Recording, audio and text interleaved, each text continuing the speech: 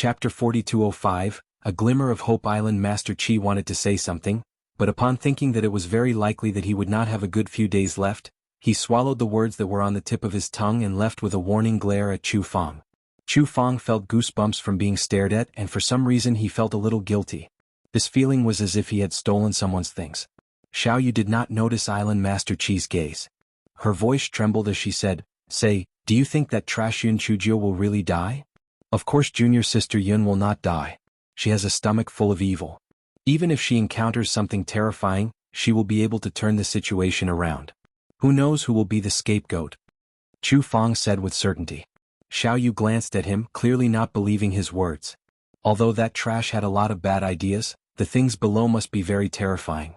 Could she handle it? After a moment of silence, Chu Feng stammered, You don't have to worry. I believe that junior sister Yun will be fine and we won't die."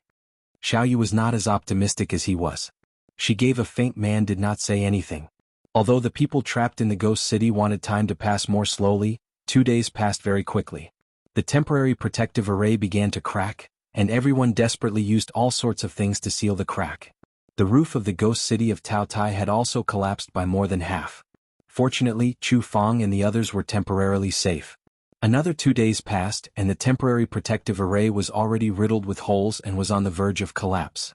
Island Master Chi saw that Xiao Yu and Chu Feng had not made any movements, so he came over in a fluster to look for them. He jumped into the deep pit and grabbed Xiao Yu's arm, shouting, "Do you want to wait for death here? Go, follow me, at least I can protect you a little." Xiao Yu bit her lips. Although she felt that Yun Chujio might not die, she could no longer stay here since things had come to this point. She looked at Chu Feng with a pale face. "We can't hold on until that trash comes back. Let's go." At this moment, Elder Gu also rushed over. The temporary protective array was about to be breached. Although he knew there was no way out, he still wanted to give it his all. At least he wanted to fight for a way out for his disciple. Chu Feng had no choice but to get up and leave with them. The 4 of them had just jumped onto the deep pit when the temporary protective array was completely broken. Wild sand and huge wind blades swept towards the 4 of them. Island Master Chi and Elder Gu hurriedly set up their spiritual energy shields. The 2 of them looked at each other. They were afraid that there was really no way out this time. They could only hold on for 15 minutes at most before they died of exhaustion. At this moment, Chu Feng exclaimed, Master, look. Those wind blades don't seem to be able to reach the deep pit." Island Master Chi and the other 2 subconsciously looked down at the deep pit.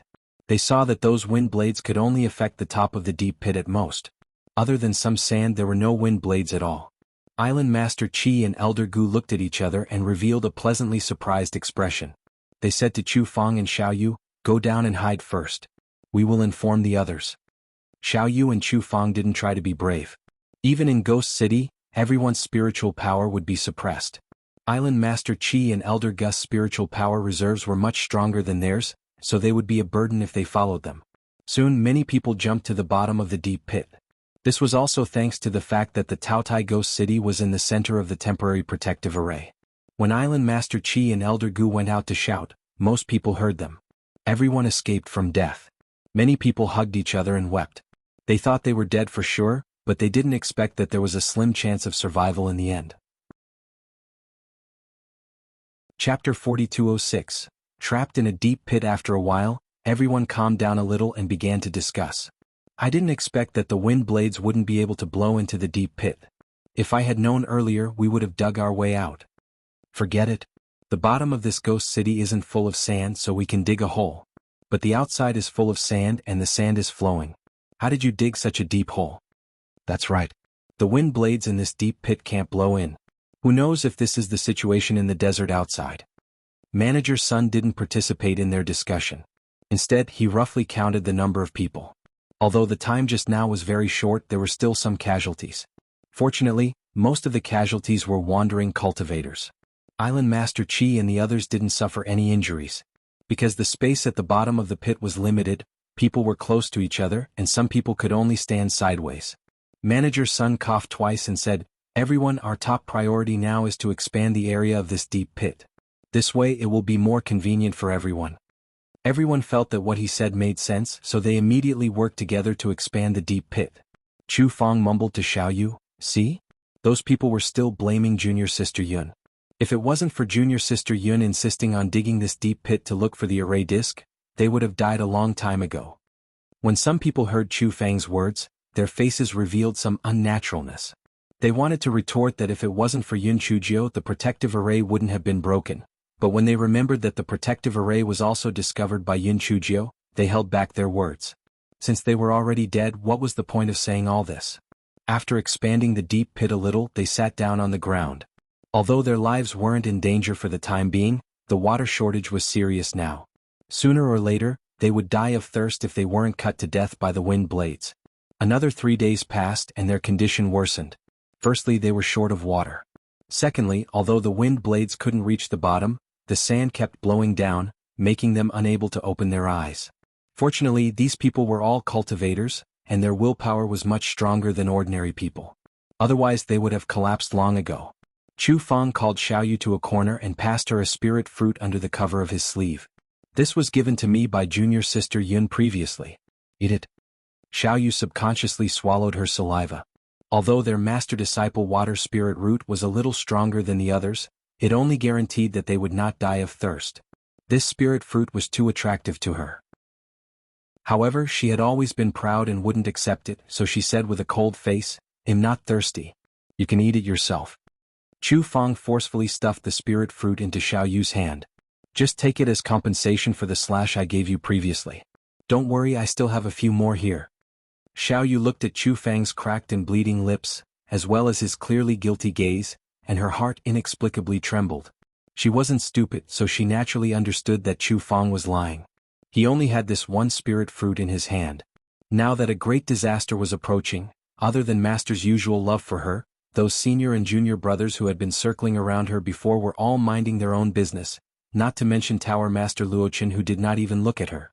Only this fool was either helping her block the raging sand, or helping her keep watch, and now he had given her the only spirit fruit. Chu Fang saw that Xiaoyu's eyes were a little red and immediately said somewhat anxiously, "Did the sand scrape into your eyes? Quickly get behind me, I'll help you block it." Xiaoyu kept the spirit fruit into her storage ring and glared at him. "Fool." Then she ran away. Chu Fang was completely confused as he foolishly scratched his hair. He could scold her as long as she accepted it. Chapter 4207 Be More Elegant. Another 3 days passed. Island Master Qi and the others had run out of water-type spirit stones, and they were completely out of water. Some people began to attack those who had low spiritual power. They had only one purpose, and that was to borrow their blood to survive. Manager Sun led the ghost errand to kill those people, and only then did they temporarily calm down. However, everyone could predict that there would be people who would take the risk very soon. After all, in the face of life, some people did not care about ethics at all and only wanted to live. Xiaoyu split 6 portions of the spirit fruit Chu Fang gave her and secretly stuffed it to Island Master Qi, Elder Duanmu, and the others. When Chu Fang saw this, he looked at Xiaoyu with a burning gaze. He knew that although she was arrogant and domineering, she was still full of sincerity towards the people she cared about.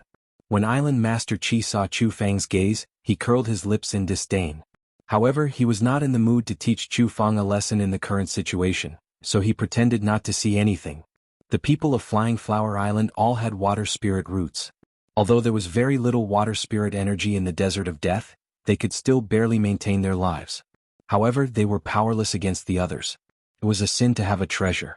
Therefore, the most important thing now was to form an alliance with the Nameless Sword Sect. If the ghost messengers could not control the situation, they could at least work together to protect their own safety. Soon, everyone spontaneously gathered into 5 sections. Island Master Qi and Elder Duanmu were from the same sect.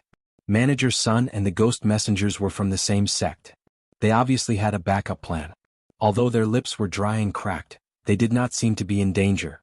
Tower Master Luochen seemed to have a backup plan as well, and the people from the 9 pavilions seemed to be fine. The people from the Xuanwu sect and Xuanji sect gathered together. The reason why they were able to survive was because they had managed to rope in a few water spirit root disciples from Ascension Island for mutual benefit. The rest of the people gathered together in 2s and 3s. They were all small and medium-sized sects or unaffiliated cultivators. After another 2 days, those itinerant cultivators began to fight for the meager amount of water. This time, Manager Sun did not let Ghost Messenger suppress them. He could foresee that in the end, it was very likely that the remaining people would engage in a fierce battle. Therefore, the most important thing now was to preserve their strength. No one wanted to die. The good and evil of human nature were undoubtedly revealed at this time. There was the friendship of fellow disciples, the relationship between master and disciple, the feelings of a man and a woman, as well as the unscrupulous means to survive. Chu Feng looked at the people fighting with a slightly dull expression. He hoped that Yun Chujio could create a miracle and return safely. She might even come back with a way to save everyone. This was because he could foresee that if they really started fighting in the end, no one would survive. Chu. Could it be that senior brother Chu and the others are still alive? Otherwise, why would someone scold me? Logically speaking, it has already been 12 days. The temporary protective array could not hold on for a long time. Could it be that they were saved? Sigh, although I was cheated, if they really died, I still feel a little guilty. Hey. Go Weiba, lie down gently. I'm such an elegant person, why does it seem like I'm lying on my back like you? The one who spoke was a purple phantom, or more accurately, a mini Yun Chujio. She floated in the air and looked at Yun Chujio on the ground with a look of disgust. Yun Chujio on the ground adjusted her posture when she heard that. Yes, she lied on the ground. Chapter 4208 had become a drifter. Yun Chujio looked at her body that was like a little bastard and was so angry that she was twitching. She suddenly rushed towards her body, but unfortunately she passed through it directly. It seemed that she was still unable to return to her body. Yun Chujio reluctantly floated back into the air, feeling miserable in her heart. She glared at Yun Chujio, who was on the ground, and cursed, "You vulgar dog tail, is this how I usually sleep?" Yun Chujio, who was on the ground, turned over and rolled her eyes at Yun Chujio, returning to her previous posture of sprawled on the ground. Yun Chujio was so angry that she was twitching, but now she still had to rely on Guai Chao to help her maintain her life, so she could only mumble a few words without saying a word. This fellow's heart was as bitter as Huang Lian's. She had been really unlucky recently. She recalled what had happened before. That day she bent down to lift up the stone slab. She had thought that the stone slab would be very heavy. After all, it was such a huge black stone. She did not expect that it would be opened without much effort. Then she was sucked in by a huge suction force. This fellow had experienced this countless times. Therefore, the moment she felt that something was wrong, she took out her kitchen knife and the emergency backup bag that she had specially placed in her storage ring. The emergency backup bag contained water hyacinth, several bottles of fasting pills, hemostasis pills, flint, and ropes. By the time she wanted to take out little Wu Yun, she could no longer use her spiritual power. This was not the worst part. The worst part was that after passing through a passage ravaged by a storm, she tragically discovered that her primordial spirit had left her body. Then she was thrown into this damned place. She did not know where this damned place was. The surroundings were filled with black fog, the ground was covered with gravel, and not a single blade of grass grew. Yun Chujio was afraid that her physical body would starve to death, so she had no choice but to let Guai Chao come out to control her body. She did not expect Guai Chao, that glutton, to swallow the fasting pills and hemostatic pills all at once. Yun Chujio almost died from anger. However, fortunately, Guai Chao could secrete juice so it could also maintain its life. Yun Chujio had once directed Guai Chao to leave this place, but she realized that there was an invisible barrier around her. She directed Guai Chao to use a large kitchen knife to cut it for a few days, but there was no effect at all. She could only ask the black bead for help. Unfortunately, she found that she had lost contact with the black bead, and she could not even communicate with the great void mirror. In the first few days she was very anxious because she was worried about the people in the ghost city. Later on she had also broken all the rules. Now that she could not even protect herself, she had to think of a way to save herself first. Guai Chao was a little secretly happy. It was rare that he could openly occupy He Xinjia's body and torture her. Yun Chujio looked at her arms swinging back and forth like a leaf of grass and could not help but twitch the corner of her mouth. Although she wanted to curse Go Weiba, but now that she had a favor to ask of it, she could only endure. Yes. Patience was a virtue. Yun Chujio sat cross-legged in the air. She held her chin and said, "Go Weiba, this situation is very similar to the situation where you occupied my body previously. Can't you get me back? You have to know that if I was trapped here, you would not be able to absorb the power of lightning." Guai Chao rolled her eyes. She had asked the same question hundreds of times. This time it really had nothing to do with it. Okay. Even if she tried to trick it again, it wouldn't be able to do anything. Seeing this, Yun Chujio sighed. Could this be karma for scolding those drifters? So she had also become a drifter?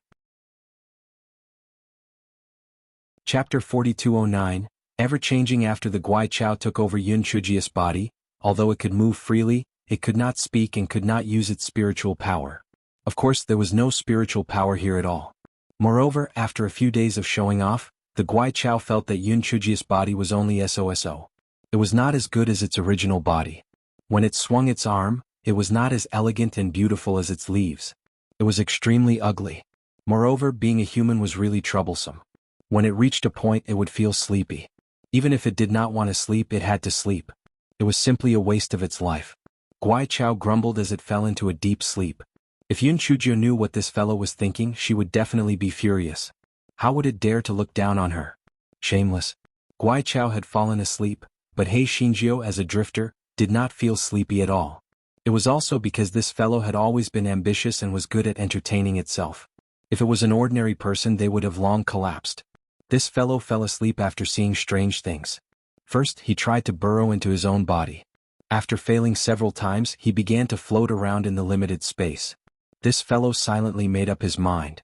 When he returned he would definitely treat those drifters better.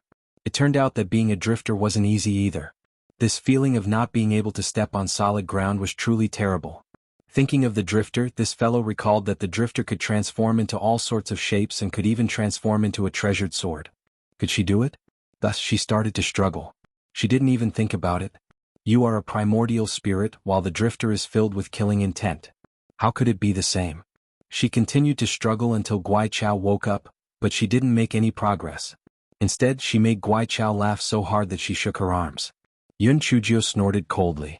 What are you laughing at? Wasn't the primordial spirit just a small dot in the beginning? In the end, it turned into its original form, so it can definitely transform into something else. Guai Chao was stunned by this guy's twisted logic. After thinking about it, it seemed to make sense. However, he had never heard of anyone's primordial spirit being able to change its shape.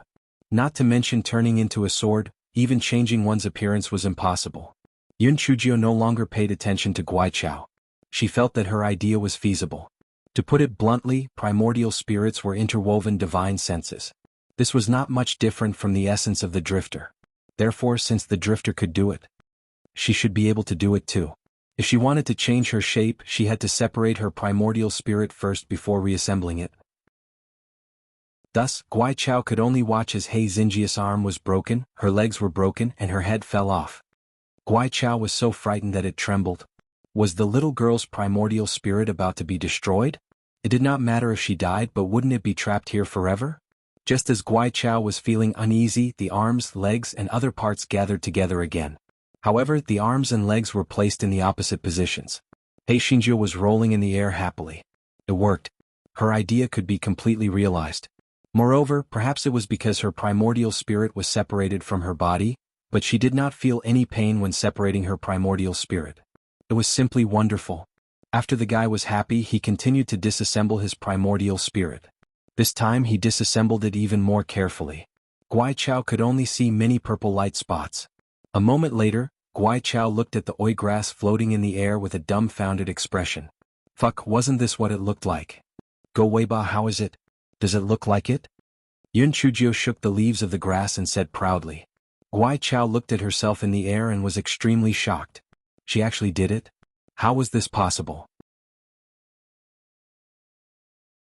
Chapter 42:10 The grandmother of the Guai Chao Yun Chujio was having a great time in midair. At one moment she was transforming into various demonic beasts, at the next moment she was transforming into various tools, and she was even transforming into De-Biming's appearance. However, this fellow discovered a problem. She could change her appearance, but the person or item she transformed into was purple in color. This was not good, as it would be too easy to be exposed. This fellow thought about it and cursed himself for being stupid. This primordial spirit usually did not come out, so what it transformed into was just for fun. What did it matter what color it was? This fellow struggled for a while, and then he caught a glimpse of Guai Chao's dumbfounded expression. This fellow said proudly, "How is it? I told you I could do it, right? Are you impressed by my intelligence?" Guai Chao finally came back to his senses. Although he was surprised, he looked like he could only do so much. Then he started to swing his arms. He was not used to it. Yun Chujio was proud for a while. Suddenly, she thought of something and turned her body into a sharp sword. Then she thrust it at a nearby spot. Guai Chao pursed her lips. It had used a large kitchen knife to cut it a few thousand times, but it was useless. Could she pierce through it with a broken sword that was formed from her spiritual sense? If she could pierce through it, she would be its ancestor. Puchi. Guai Chao. It really pierced through it? Damn it, it had acknowledged its ancestors. Yun Chuzhou was also very confused now, okay? She only had a thought just now and then she tried it. It really could? This guy was afraid that after she stabbed it, the Guai Chao would fall here, so it stopped halfway. Go Weiba, come here? Go Weiba came over and was glad that it couldn't speak. Otherwise, if it had a grandmother, this little girl would laugh at it. Yun Chuzhou ordered Go Weiba to pick up the kitchen knife and cut at the gap that she had just stabbed. Perhaps because there was a breakthrough, it had an effect this time. Guai Chao swung the large kitchen knife and cut a few times. After that, the fog dispersed. Before Yun Chuzhou could see the scene in front of her clearly, she was sucked into her body by a huge suction force. Guai Chao saw that Yun Chuzhi's primordial spirit had entered her body again, so he hurriedly handed over the control of the body to Yun Chuzhou. This fellow now felt that it was quite good to be a blade of grass. Yun Chuzhou looked around and realized that she was actually in a desert. Moreover, it looked very familiar. Wasn't this the Sea of Death? Not far ahead, she could still see the remains of the ghost city. Although many things had been shattered by the wind blades, the city walls made of giant shen stones were very strong, so there were still many people standing there. They came out in a daze? Didn't they say that there was something terrifying sealed underneath? Where was that terrifying thing? This fellow recalled that after she was sucked in, there seemed to be a fork in the middle. Because her primordial spirit had left her body, she was sucked into the fork on the left. Could it be that that terrifying thing was locked in the fork on the right? At this moment, this fellow finally remembered something important. The sandstorm of death had stopped? Just as she was in a daze, she heard a hoarse cheer coming from afar. We're saved. We're saved. The sandstorm of death has really stopped. Quick, leave this place quickly. Am dying of thirst. Right, who knows if the sandstorm of death will start again. Hurry up and leave. I swear I'll never come here again. Chapter 42:11. The spirit of the play. Yun Chuzhou blinked her eyes. The spirit of the play had appeared again. She took a large kitchen knife and cut her coat into a few pieces. A lot of blood was sprinkled on it and she even rolled on the ground. This guy felt that it was about time, so he leaned on a huge shen stone and closed his eyes to stand up. Soon, the sound of hurried footsteps came from afar, then someone exclaimed, "There's a corpse in front." Logically speaking, the corpse that was exposed outside should have been killed long ago. Why is there a complete corpse here? Oh my god, isn't that Yun Chuzhou? How did she die here? Wasn't she sucked under the stone slab? Her corpse is intact, which means that she appeared here after the sandstorm of death stopped. What's going on? When Elder Duanmu and the others heard everyone's discussion, they rushed to the front in a hurry. When they saw Yun Chuzhou lying there covered in blood, their hearts instantly sank. Although they also felt that Yun Chuzhou was doomed, there was still a trace of luck in their hearts. Now that they saw her body, the last bit of luck in their hearts was gone. Xiaoyu had imagined the situation of Yun Chuzhou dying at her hands countless times in the past, but now that she saw this scene, her heart felt extremely stifled. It wasn't too bad that everyone didn't notice that He Xingjiu was playing dead. This fellow had been holding his breath and had even taken off the spirit-concealing ring in his hand. In addition to everyone's preconceptions, no one suspected that this fellow was playing dead. Tower Master Luochen walked at the back. When he heard everyone's words, he felt the world spin. With a few leaps, he arrived in front of everyone and saw Yun Chuzhou lying there silently. He saw Yun Chuzhi's pale face and her body was covered in blood. He felt a stuffy feeling in his chest and suddenly spat out a mouthful of blood. The people from the 9 pavilions hurriedly supported him. Tower Master, what happened to you? Tower Master Luochen acted as if he didn't hear it and walked towards Yun Chuzhi's corpse. However, after taking a few steps, the dead Yun Chuzhou woke up. She looked at the crowd in a daze and said, "Are we all dead? That's good too. If we all die together, we can be considered to have a companion. You're the one who's dead. We're all alive and well, what's there to die for?" Xiaoyu said snappily, but in her heart, she heaved a sigh of relief. Although this trash was annoying, it was still better to live. Yun Chuzhou looked at everyone in disbelief, and then looked at the shadow beside her. She grinned foolishly and said, "If there's a shadow. I'm actually still alive. That's great." Tower Master Luochen stared at Yun Chuzhi's smile. He opened his mouth to say something, but in the end he fainted. The people of the nine-tiered pavilion hurriedly fed and called for medicine. Yun Chujio looked at Tower Master Luochen with a complicated expression, and then turned her gaze back. At this time Island Master Chi's eyes flashed and he asked, Yun Chujio, where have you been these days? Why are you here? Yun Chujio had a blank look on her face. I only remember that I went to flip that stone slab, and then I didn't know anything. Haven't we always been together? Otherwise why would I be here? Island Master Chi and the others stared at Yun Chujio's expression. They saw that other than confusion and doubt in her eyes, there wasn't the slightest bit of guilt. They thought to themselves, could it be that what she said was true? Did she really not know anything? At this moment, Chu Fang said, perhaps junior sister Yun has lost her memory. She must have done something, which is why the sandstorm of death stopped. Otherwise, why would the sandstorm of death suddenly stop? Chapter 42:12. Senior brother Chu is right. Before anyone could react, Yun Chujio got up and said shamelessly, Yes, senior brother Chu is right. I must have sacrificed myself to do something earth-shattering. Otherwise would this sandstorm of death have stopped? You don't have to thank me too much. After all, I have always been a very kind person. Now that you mention it, I do have some impression. I seem to have fought with a demon beast for a few thousand rounds. That demon beast had a body full of Huang Mao, and its mouth was filled with wind blades and sand. Everyone's noses were almost crooked from anger. Can you at least be more reserved even if you want to go with the flow? And fight for a few thousand rounds? And a body full of Huang Mao. Can you be any more ridiculous than that? Yun Chujio started to talk about how she had fought with the monster for a few days and nights. Then she changed the topic. My injuries are too serious. I'm doing this for everyone's safety. Do you have any good pills? Everyone suddenly thought of the pills that this guy had extorted to heal their spiritual sense. They did not bother to ask anymore. They quickly said, although the sandstorm of death has stopped, it might come back again. It's better for us to leave this place as soon as possible. That's right. It's more important for us to leave this place. I'm so thirsty. Let's find some water to drink. In the blink of an eye, everyone ran away. On one hand, they were really afraid that the sandstorm of death would come back again because of her. Perhaps it would also be her fault. If they could not afford to offend her, they could hide. Seeing this, Yun Chujio stretched her neck and shouted from behind, Don't leave. Leave the pills before you leave. The more Yun Chujio shouted, the faster the crowd ran. Soon they were gone. Only the people from the Nameless Sword Sect, the Flying Flower Island, and the ghost city of Tao Tai were left.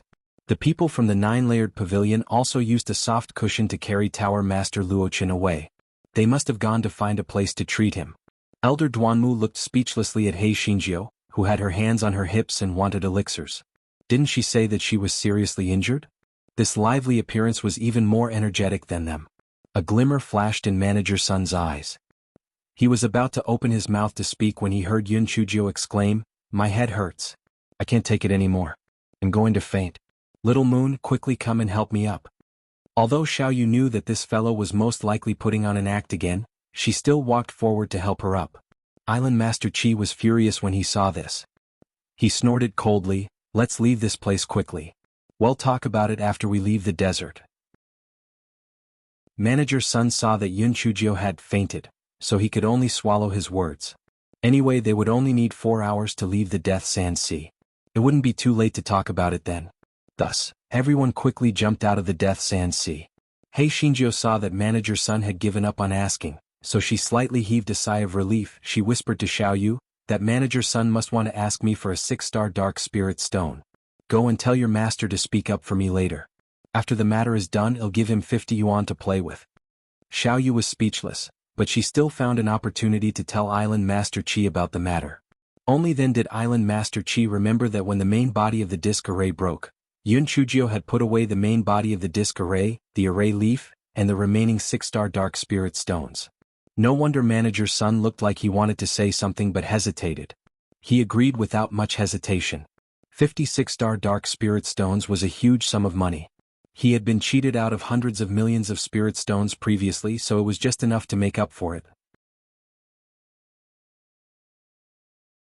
Chapter 42:13 was truly pitiful in the past. Island Master Chi would not have been willing to offend the ghost city of Tao Tai.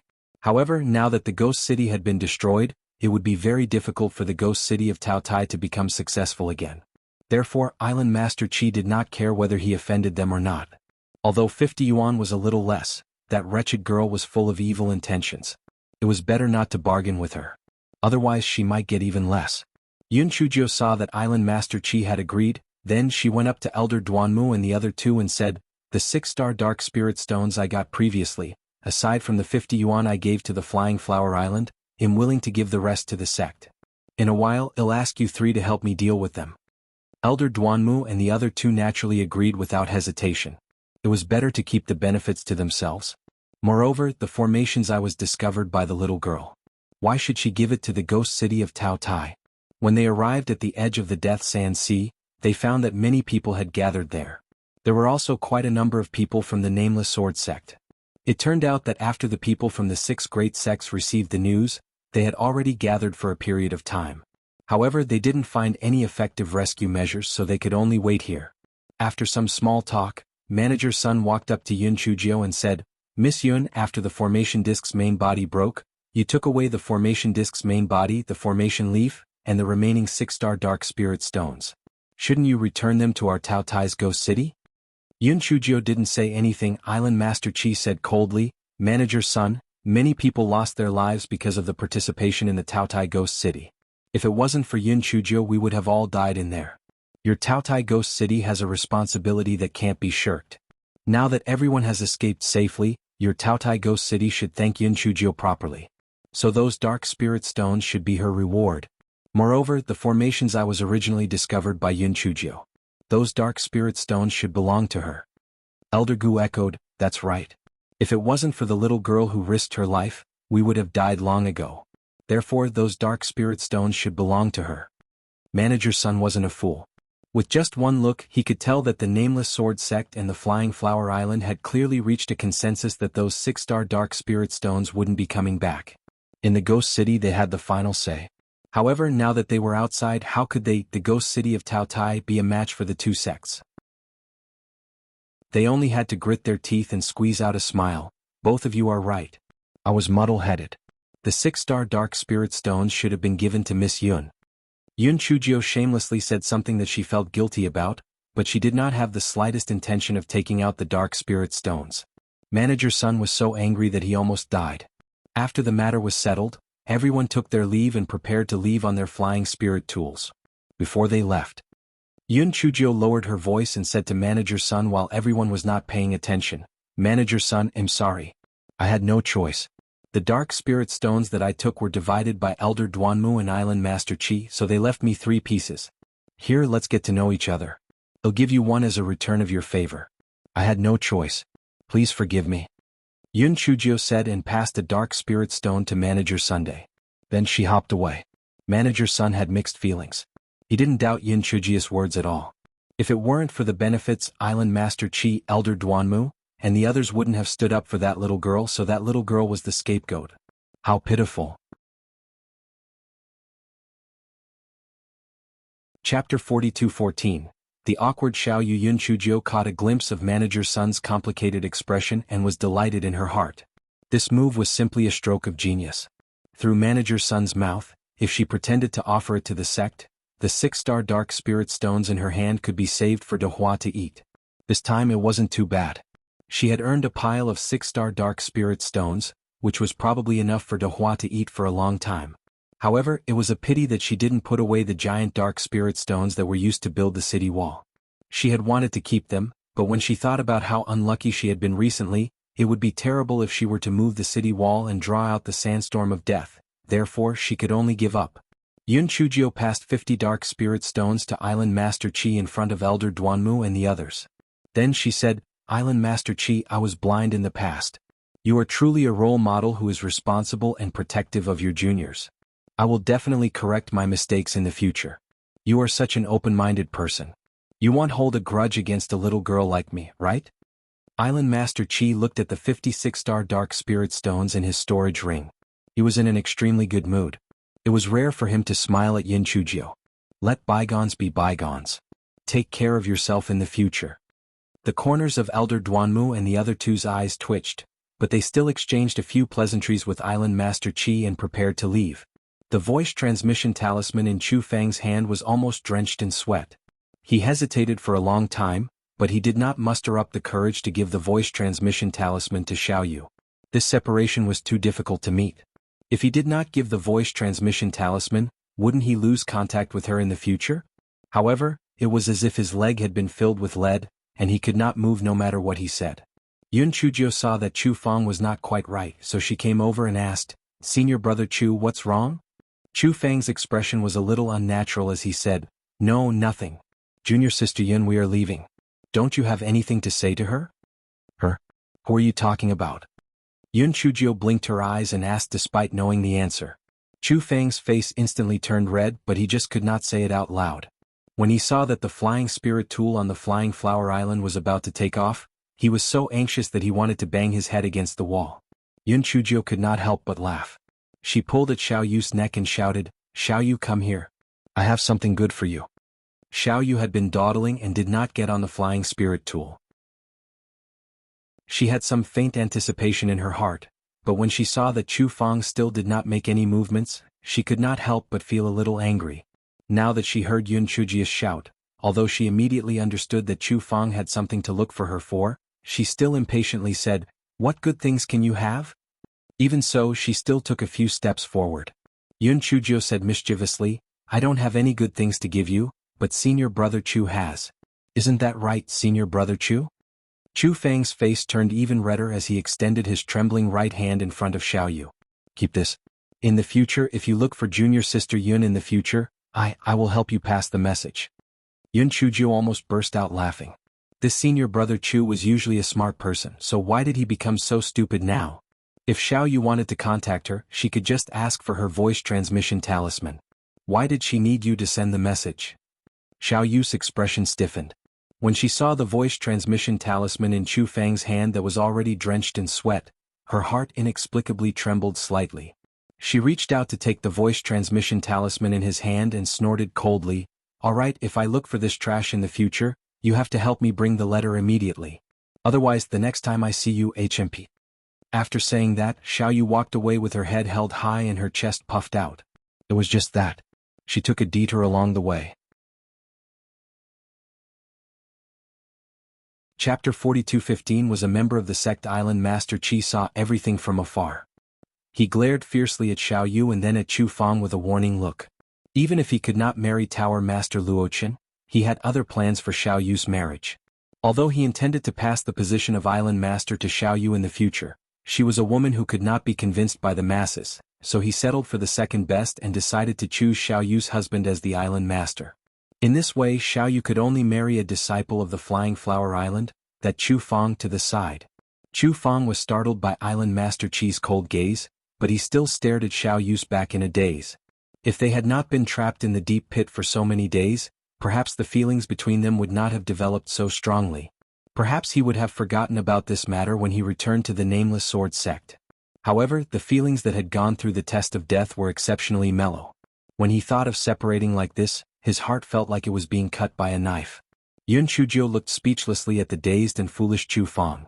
She thought to herself that if someone had told her that Chu Fang and Xiao Yu would become a couple before coming here, she would definitely have rolled on the ground with a smile, but it was just so wonderful. The two of them fell in love by chance. However, judging from Island Master Qi's attitude, the two of them would probably have a long way to go. Elder Gu looked at his foolish disciple with a speechless expression, but he did not say anything. He called Yun Chujio and Chu Fang to board the flying spirit tool. Yun Chujio found an opportunity to secretly give Elder Duanmu and the other two 10-6-star dark spirit stones each. The three of them were shrewd people, so they naturally understood that this was hush money. It was likely that the dark spirit stones that this little girl offered to the sect would be greatly discounted. However, they were not prepared to say anything. This was not a sect mission to begin with. Even if Yun Chujio did not offer a single piece to the sect, no one would be able to say anything. On this day, everyone finally returned to the Nameless Sword sect. Master Ouyang had received the news in advance and was already waiting in the meeting hall.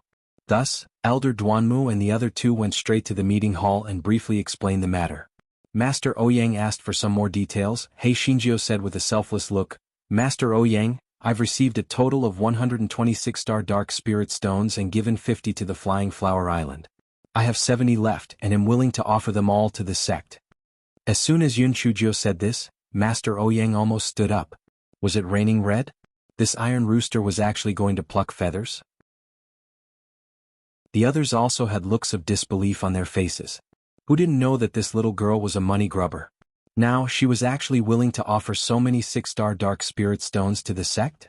Yun Chujio said with a sigh, "This time I truly felt the sense of belonging to the sect. If it wasn't for my identity as a disciple of the Nameless Sword sect, and if it wasn't for Elder Duanmu and the others protecting me with their lives, I would have died long ago. Therefore it's my honor to be able to do my part for the sect. Am willing to do so." Master Ouyang nodded repeatedly. That's right, that's right. If the disciples of the sect have the same awareness as you, why would they worry about the prosperity of our Nameless Sword sect? However, these 6-star dark spirit stones were also exchanged with your life, so it's not good for the sect to accept them all. How about this, you keep 20 and give the remaining 50 to the sect. Moreover, the sect will reward you with 200,000 sect contribution points. Yun Chujio immediately expressed her determination with tears of gratitude. She was either a member of the Nameless Sword sect in life or a ghost of the Nameless Sword sect in death. Elder Duanmu and the other two had no expression on their faces, but their mouths twitched in their hearts. At that time, there were at least 500 to 600 6-star dark spirit stones in the groove, and this guy had said more than half of them. Chapter 42:16 Did Little Moon come looking for me? Master Ouyang praised Yun Chujio again before letting her and Chu Fang leave first, leaving Elder Duanmu and the other two to discuss other matters. After leaving the meeting hall, Yun Chujio said sneakily, "Senior brother Chu, did Little Moon come looking for me?" Chu Fang's face turned red. No. Senior brother Chu, we have arrived at the sect safely. Shouldn't you report to Little Moon that you are safe? Yun Chujio thought to herself, without her help, it would be very difficult for this dumb goose to marry Little Moon. Chu Fang's eyes immediately lit up when he heard this. He was worried that he wouldn't have an excuse to send a message to Xiaoyu, so he immediately said eagerly, "Junior sister Yun, about that, I'll go back and send her a message right now. You go and do your work." Before Yun Chujio could react, Chu Fang had already disappeared without a trace. He was probably returning to the courtyard to figure out how to send a message to Xiaoyu. Yun Chujio pursed her lips. He really forgets loyalty at the sight of lust. At the mention of lust, only then did this fellow remember that it had been a long time since he had seen a gigolo. When he recalled what Tower Master Luochen had said previously, his heart became somewhat heavy. The gigolo had never told her what the three of them were doing. However, Shui Wuji and Enfeng had said that they had been chased to Towering Sky Continent, which meant that they were in a very dangerous situation. Yun Chujio pondered as she walked and soon arrived at her own courtyard. After taking a shower, she recalled that she had said that she would treat the drifters better, so she immediately released those drifters. These drifters were really suffocating. When they were released out of the blue, they were extremely smug. If they weren't afraid of being discovered, they would probably fly into the sky. Buttface and the others were also released by Yun Chujio, and they were all having fun in the courtyard. Yun Chujio recalled the primordial spirit transformation skill that she had just learned and wanted to give it a try. Unfortunately, this fellow was in so much pain before he could remove his primordial spirit's arm, so she had no choice but to give up on this plan. It seemed that only after the primordial spirit left the body would the transformation not feel any pain. Then this skill was too useless. Buttface, who was at the side, said, "Little fairy, why don't you think about it? Even if it doesn't hurt, what's the use of changing your primordial spirit for no reason? Is it just for fun?" Yun Chujio thought about it and agreed. What use was there? Therefore, this fellow threw the newly activated skill to the back of his mind. Instead, he took out a piece of 1,000-year black iron. This thing was a good thing. She had to think of a way to make it into a puppet. Although she had a crafting furnace in her storage ring, she could still refine ordinary refined iron.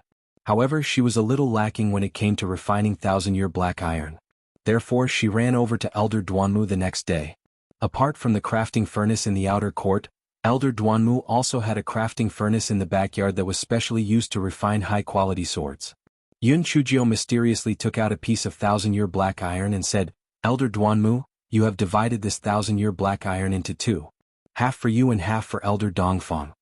Elder Duanmu already knew that the 3 pieces of 1,000-year-old black iron had been auctioned off by Yun Chujio, but he didn't expect her to be so generous as to give him and Elder Dongfang a piece.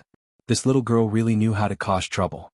While Elder Duanmu was in a daze, Yun Chujio said, "Elder Duanmu, I want to borrow your weapon furnace to use. I want to refine something good. Elder Duanmu thought that Yun Chujio wanted to refine a sword, so he shook his head and said, "You can't infuse sword intent into it yet. Don't waste this good material." Yun Chujio blinked her eyes and said, "I don't want to refine a sword. I want to refine something good."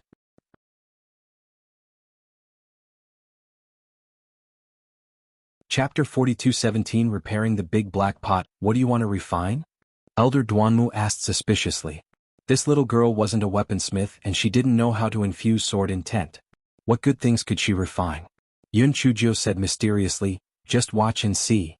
I promise to broaden your horizons." Elder Duanmu snorted and didn't say anything. He wanted to see what this little girl was up to.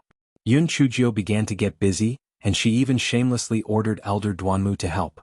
Elder Duanmu wanted to refuse, but he wanted to take advantage of the situation so he could only help her out. However, he thought about it. The 10,000-year-old black iron was still half of Elder Dongfang's. Why was he the only one being ordered around by the little girl? Therefore he sent a message and called Elder Dongfang over.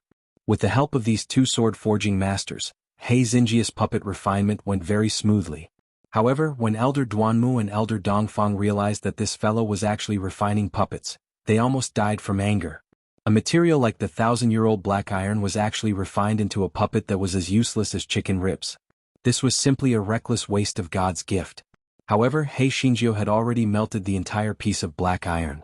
It was too late for them to stop her now. They could only help her refine the 10,000-year-old black iron into 3 puppets. After refining it for 2 days, the 3 puppets were finally completed. There were still some materials left, so He Xinjio decided to repair the big black pot. Elder Duanmu and Elder Dongfang were so angry that their noses were almost crooked. That broken pot didn't look like a spirit tool no matter how they looked at it. It was such a waste to use the 1,000-year-old black iron to repair it. Although they were angry, the 2 sword-forging masters still helped He Xinjio repair the big black wok. The 2 of them smiled bitterly. If this news were to spread, the 2 of them would actually work together to repair a big black wok used for cooking. It was simply a joke. However, He Xinjio was very satisfied. Whether it was the 3 awe-inspiring puppets or the big black wok, they looked very high-end and luxurious. As expected of the hands of the 2 sword-forging masters, He Xinjio put the puppets and the big black wok into her storage ring. Then she feigned gratitude to Elder Duanmu and Elder Dongfang before she hopped off. Elder Duanmu and Elder Dongfang smiled bitterly, which was a rare tacit understanding. They divided the spoils. What a joke. The 1,000-year-old black iron that Yun Chujio gave them had not been divided yet. They had to be calculative and not let the other party take advantage of them. Yun Chujio hopped back to the courtyard in satisfaction. She immediately placed a puppet plate in the grooves of the 3 puppets. This fellow was happily waiting for the 3 puppets to pay a visit to her, but there was no movement for a long time. What was going on? She had used an ordinary refined iron shell to pay her a courtesy before, but why did the 1,000-year-old dark steel shell stop moving after it was replaced? Just as Yun Chujio was puzzled, she saw the drifters jumping around gloating. This guy thought, could it be them? The drifters were very proud. Did they think they were stupid? Now only they could command the 3 puppet discs. She couldn't shake them off at all. Yun Chujio used her spiritual sense to sense the 3 puppet discs. She could still sense them, but even after she gave the order, there was no reaction. Yun Chujio was so angry that she kept snorting. Fortunately, she didn't have any deep feelings for the spiritual sense on the 3 puppet discs, because they hadn't developed their own consciousness yet. Otherwise, He Xinjio would have killed those drifters. Thinking of this, Yun Chujio thought of the puppets number 1, number 2, and number 3 that had self-detonated to save her. She gritted her teeth. Although she knew that Tower Master Luochen, that crazy person, might really want to treat her well. However, she couldn't afford to be nice to a pervert like him. Chapter 42:18 Thunder Desolation. In the following period of time, other than cultivating, He Xinjio practiced sword techniques. This fellow finally realized a problem, and that was that she had not broken through for a long time. Of course, to others her long time was short and pitiful. However, this fellow's starting point was too low, and he was only at the 9th level of spiritual connection. He really could not bring himself to do so. This fellow rubbed his chin and pondered. Last time that big fool Wu Yun was angered by him and ran away. He didn't come to strike her again, and there wasn't a single cloud from the other little cuties that came. If this went on for a long time, it would probably lead to a thunderstorm. Thus, this fellow began to have a sense of crisis. If that old bastard Tian Dao sincerely didn't send the dark clouds to strike her, she would only rely on the pitiful amount of lightning that little Wu Yun absorbed to advance. She had to think of something. She wanted to make a lightning-attracting tool, but the bitter thing was that the cultivation world was not like the secular world. If it rained for no reason, there would be lightning. There was pitifully little lightning here, so even if she had a lightning-attracting tool, it would be useless. She let the dumb cubs out and asked, "If you are not divine beasts, then you are fierce beasts. At the very least, you are strange beasts. With my heavenly lightning spirit root, will I really not be able to cultivate without being struck by lightning?" The kitten blinked its eyes. Actually, this fellow was a white tiger. Its spirit still held the upper hand, so its body was always under its control. This fellow hoped that Yun Chujio would become more and more powerful and help it find the soul transformation technique. Otherwise, it would sooner or later be devoured by the original kitten. Therefore, it said eagerly, "Little fairy, it's not that there's no way. It's just that it's a little troublesome." Yun Chujio's eyes immediately lit up. "Quick, tell me what's the way? Some places are filled with lightning all year round. As long as you find a place like that, won't you be able to cultivate?" The kitten said eagerly. "Scram?" Yun Chujio kicked the kitten to the side. It was as if she didn't say anything. Not to mention that places like that were pathetically few to begin with. Moreover, it was only a one-time deal. With her perverted body, she had to absorb all the lightning energy in that place after going there once. Just like the lightning tribulation valley where she had found the little flame. After going there once, not a single bolt of lightning remained. Buttface had a gloating look on his face. He deserved it. He even wanted to snatch his position as his pet in front of the little fairy. He overestimated himself. Was it that easy to shake his position? Dog 2 rolled its eyes and said, "Little fairy, I do have an idea, but it might not work. I'll tell you for your reference." Dog 2 felt that it was getting better at talking. It seemed that its words were watertight. Even if the little fairy was not satisfied, she would not kick it. Yun Chujio glanced at it and said, "Tell me, little fairy, do something outrageous. For example, kill more people and make it bleed like a river. Tian Dao will definitely kill you this way. By then, little fairy, you won't be short of lightning. I guarantee that the lightning will chase after you," Buttface said smugly. "Get lost too." Yun Chujio kicked the guy away. He wasn't asking her to cultivate, he was asking her to die. Not only was Buttface not angry after being kicked, he even wagged his tail flatteringly. "Little fairy, this kick of yours is too comfortable. Why don't you kick me again?" Yun Chujio was so angry that she gritted her teeth and ignored it. She looked at the other dumb cuties and asked, "Do you have any good ideas?" Xiao Mogu, who had always had a low sense of presence, said weakly, "Master, I think there is a way that might work."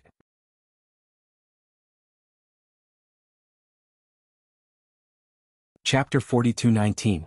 Xiao Mogu's method. As Hei Shinjio had already been defeated by Cat and Dog 2, she didn't have much hope. She said indifferently, "What method?"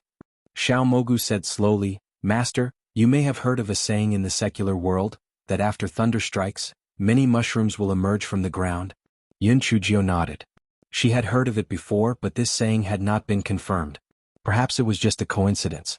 Xiao Mogu continued, "Whether the mushrooms in the secular world are related to lightning or not is another matter. However, the higher the rank of the mushrooms, the more they like to absorb the power of lightning. However, they do not dare to directly absorb the lightning that strikes, but instead they absorb the power of lightning stored underground." Yun Chujio was a little puzzled. The power of lightning stored underground? That's right. Every time the heavenly lightning strikes down, it doesn't completely disappear. A portion of it will enter the ground.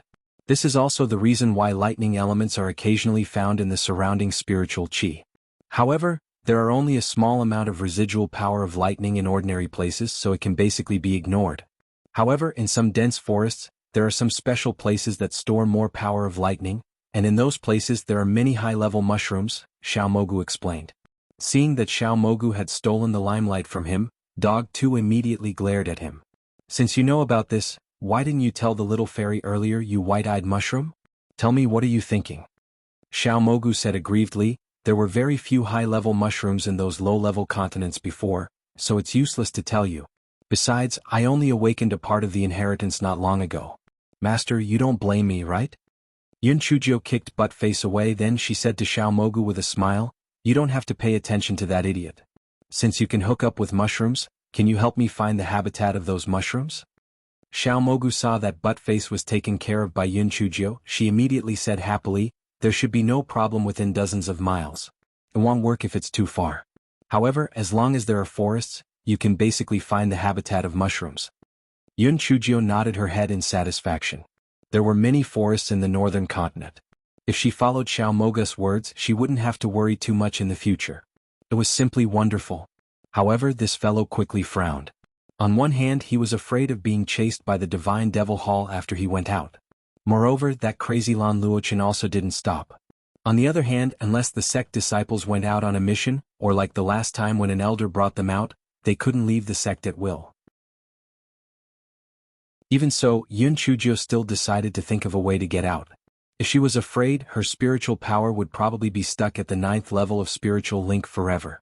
Before Yun Chujio could go to the bounty hall to find a suitable mission, Chu Fang came to find her excitedly. Junior Sister Yun, in 2 days I and a few of my good disciples will go to the Bewilderment Shadow Forest to carry out a mission. If you have something to say, just send me a sound transmission talisman.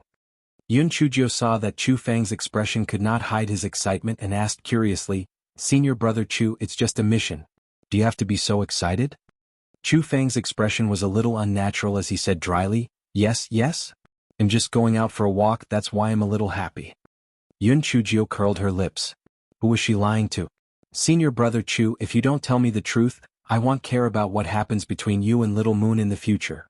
Logo?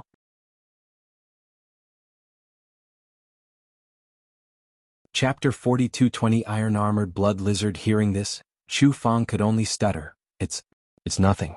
She once told me that there's a kind of songling flower in the Bewilderment Shadow Forest that's very beautiful. It just so happens that we've accepted the mission to hunt the iron-armored blood lizard in the Bewilderment Shadow Forest, so I can pick some at the same time. Next time we meet, I can give them to her. Yun Chujio felt sour in her heart. Chu Fang was quite good at flirting with girls. The gigolo had never given her flowers before. Previously, he had given her some delicious food and even charged her spirit stones. They were both boyfriends, but why was there such a big gap between them? However, they were going to the Bewilderment Shadow Forest? This was a good opportunity. Not only was the Bewilderment Shadow Forest very big, but they also heard that there were many high-level spirit mushrooms in it. It just so happened that they could go with them. Thus, this fellow said with a smile, Senior Brother Chu, I didn't expect you to know a girl's mind. I believe that Little Moon will be very happy when she receives the flowers from you in the future. Chu Fang immediately laughed foolishly, wishing that he could immediately send the flowers to the beauty. Senior Brother Chu, I have nothing to do. Let me join your team. I'll go out with you for a stroll. Chu Fang hesitated for a moment. If the other inner disciples said this, he would definitely refuse them. After all, the difference in spiritual power between an inner disciple and a true disciple was very obvious. However, the person in front of him was full of bad ideas. If she went with him, not only would she not be a burden, she might even be a help. Therefore he said, All right, then follow me to the bounty hall of the upper house to go through the procedures. Although you are an inner disciple and cannot accept the mission of the bounty hall of the upper house, with us as guarantors, it's still not a problem. Yun Chujio immediately followed Chu Fang to the bounty hall of the upper house to go through the procedures, and then agreed to set off 2 days later. 2 days later, Yun Chujio arrived at the rendezvous point. This time there were a total of 5 people. Yun Chujio had seen the other 3 people on the Flying Flower Island, and they were all new successive disciples, so there was no estrangement between them. The journey was very smooth. 2 days later, the 5 people arrived at the outskirts of the Bewilderment Shadow Forest. Junior Sister Yun, after entering, you must follow us closely. This Bewilderment Shadow Forest is named because it's very easy to get lost inside. Many cultivators lose their lives here because they get lost, Chu Fang urged. Yun Chujio nodded obediently. Although she couldn't wait to find a place with the power of lightning, she still wanted to help Chu Fang and the others complete the mission first. The iron-armored blood lizards that Chu Fang and the others wanted to kill were level 69 demonic beasts.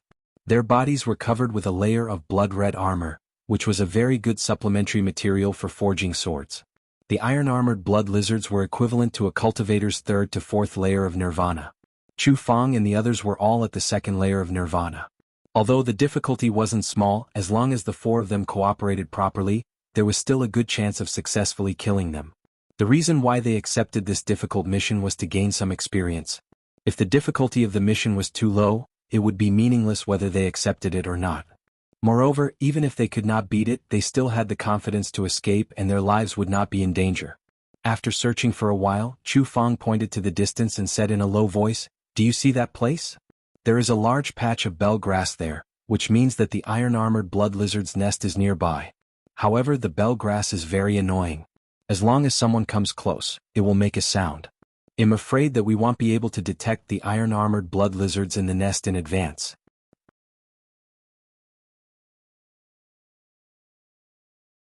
Chapter 42:21. Not saving a dying man. Hearing this, Yun Chujio thought to herself, "This iron-armored blood lizard sure knows how to pick a place. With the bell grass, it would not be afraid of being ambushed by humans or demon beasts." She asked curiously, "Senior Brother Chu, since this bell grass is so useful, why aren't the other demon beasts imitating the iron-armored blood lizard in their nest of sword moves near the bell grass?" Chu Feng smiled and said, "Although the bell grass can be used as a warning, it has a major weakness. That is, the leaves of the bell grass are sharper than saw teeth. Only the iron-armored blood lizard with thick skin is not afraid of being cut, but the other demon beasts are unable to avoid it." Yun Chujio finally understood. So that was the reason. At this time, a disciple said, "Since we can't investigate, I'll lure one over. It's not a problem for the 5 of us to deal with one." Chu Feng and the others had no other choice but to agree with the disciple who spoke earlier to lure the beasts.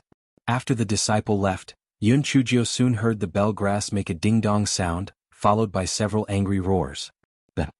The disciple who had gone to lure the beasts ran back in panic. "Shit, this is bad. I don't know why, but those iron-armored blood lizards have all moved out. There are more than a dozen of them. Run." Hearing that, everyone ran as fast as they could. While running they said, "That's not right. The iron-armored blood lizards are arrogant. Usually they act alone when they meet cultivators or demonic beasts that are lower in level than them. Why did they all come out this time? Who knows? It's really unlucky. I guess it's hungry and can't wait anymore. Let's not talk about this. It's more important to run for its life. If it's caught, it definitely won't survive." Hearing their discussion, Yun Chujio secretly turned her head and saw more than 10 blood-red demon beasts of various sizes chasing closely behind. Moreover, their skin was rough and their flesh was thick. They were not afraid of some vines at all. Their speed was faster than Yun Chujio's group, and the distance between them was getting smaller and smaller. At this moment, one of the disciples said in surprise, "Look, the 5 people in front are wearing the clothes of our sect, and they are also true disciples. We are saved." Chu Feng and the others were overjoyed when they heard that. They ran toward the 5 people, and when they got closer they found that it was Zhuang Hong and a few of his followers. Yun Chujio's heart instantly sank. It was already good enough that these people did not add insult to injury. How could they help? Sure enough, Zhuang Hong glanced at the group of lizards that were chasing after them, and then sneered, "We still have things to do. You guys can count on yourselves. If you want to blame someone, blame it on a hateful bitch in your group. Let's go." As Zhuang Hong said this, he directly left with his people. Zhuang Hong and the others were still some distance away from Yun Chujio and the others, so they could easily escape and quickly disappear without a trace. Chu Feng cursed angrily, "A person like him is not worthy of being the sect leader's true disciple. No, he is not even worthy of being a disciple of the Nameless Sword sect." The other 3 were also livid with anger. No matter what kind of conflict they had, they could not just stand by and watch. This Zhuang Hong was really cold-blooded. The 3 of them more or less blamed Chu Feng and Yun Chujio in their hearts.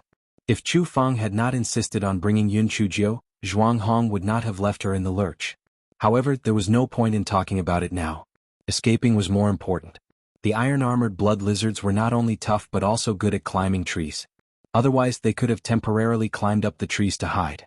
Yun Chujio blinked her eyes and said, "I will distract the iron-armored blood lizards. Wait for me at the place where you were resting."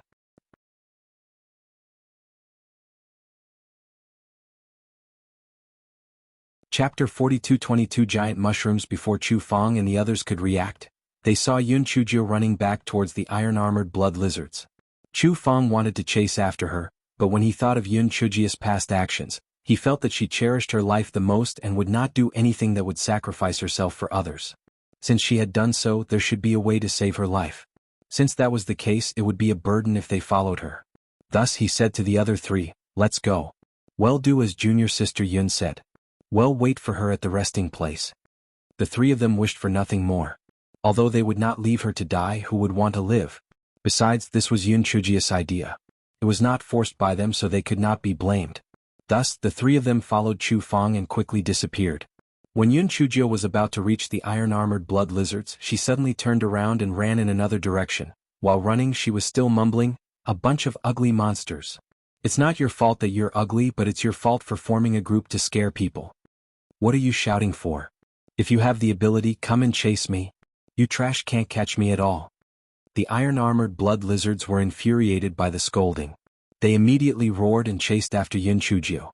Yun Chujio jumped onto a big tree and took out sticky silk. She shuttled between the trees like a ghost. Although the iron-armored blood lizards were good at climbing trees, they didn't know how to swing. She watched Yun Chujio move around on the treetops and quickly pulled away from them. Those iron-armored blood lizards were so angry that they almost died. Was this a human or a demon spider?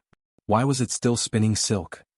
Yun Chujio originally wanted Xiao Mogu to sense where the mushroom gathering place was, but she discovered that Zhuang Hong and the others were surrounding and attacking a demon beast not far away. Xiao Mogu blinked her eyes and immediately activated the Black Lotus skill. She hopped back to a place not far away from the iron-armored blood lizards. Seeing that she dared to return, the iron-armored blood lizards immediately roared and chased after her. Yun Chujio moved around on the tree and very quickly lured the iron-armored blood lizards to the vicinity of Zhuang Hong and the others. Zhuang Hong and the others were fighting with the demonic beast. When they discovered the group of lizards was already very close to them. They were immediately scared out of their wits and ran for their lives. Hei Xinjiu hummed a little song and jumped toward the place where Xiao Mogu had sensed. This guy was a little excited. He was about to open the door of a new world. Xiao Mogu reminded her, "Master, although I can command some low-level spiritual mushrooms, high-level spiritual mushrooms are not so obedient. Moreover, you have to fight for the thunder and lightning power that they use for cultivation. Therefore you have to be prepared for a big battle." Yun Chujio nodded. This was also easy to understand. For example, Xiao Hanio and the others, although their grades were very high, demon beasts with high spiritual power would not buy it. They would even think of ways to eat them to replenish their energy. However, there was no prohibition on using talismans here. She could use a few puppets to clean up those mushrooms. It was a piece of cake. However, when this guy looked at the densely packed mushrooms in the distance, each of which was as tall as 2 adults, his previous confidence was immediately fed to the dogs. Was this a freaking mushroom? This was simply a mushroom tree. Moreover, such a large area was filled with mushroom spirits. Even if she had the puppets' help, she was still not their match. Yun Chujio used her spiritual sense to speak to Xiao Mogu. "So, is there any way for me to absorb the power of lightning without alerting them?" "Master, the roots of these mushrooms are more than 100 feet deep underground. Even if you use any method, it's impossible for you to not be discovered. If you want to absorb the remaining power of lightning here, either chase these mushrooms away or kill them all."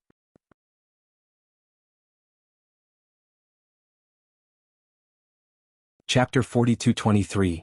Mushrooms that eat meat. Yun Chujio wanted to cry, but she had no tears. She had killed all these mushroom spirits? Perhaps she would be the one to die. She had thought that things were too simple. She had thought that she could easily absorb the power of lightning. Who would have thought that there would be so many mushrooms here and they were all so abnormal?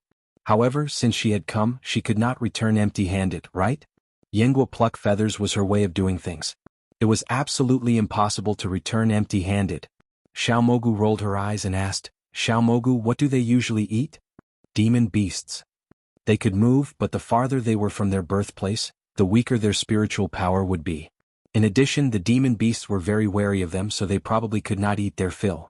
Fortunately, they could still absorb a part of the power of thunder and lightning to replenish themselves," Xiao Mogu said. The corner of Yun Chujio's eyes twitched. The mushrooms that ate meat had really turned into spirits. She could actually lure away a few mushrooms and kill them. The problem was that there were too many mushrooms here and her time was limited. She had to end the battle quickly.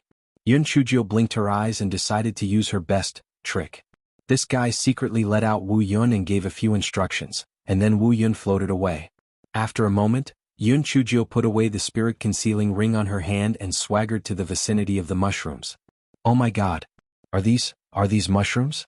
How can there be such beautiful and noble mushrooms in the world?" Yun Chujio said with a face full of admiration. The mushrooms that were close to her originally wanted to use the mycelium to bring her over to eat, but when they heard her words they stopped their actions and wondered, is this a fool? Seeing that they were not afraid, she actually praised them? That was true. She was a good-for-nothing without spiritual power. Perhaps she did not know how scary they were.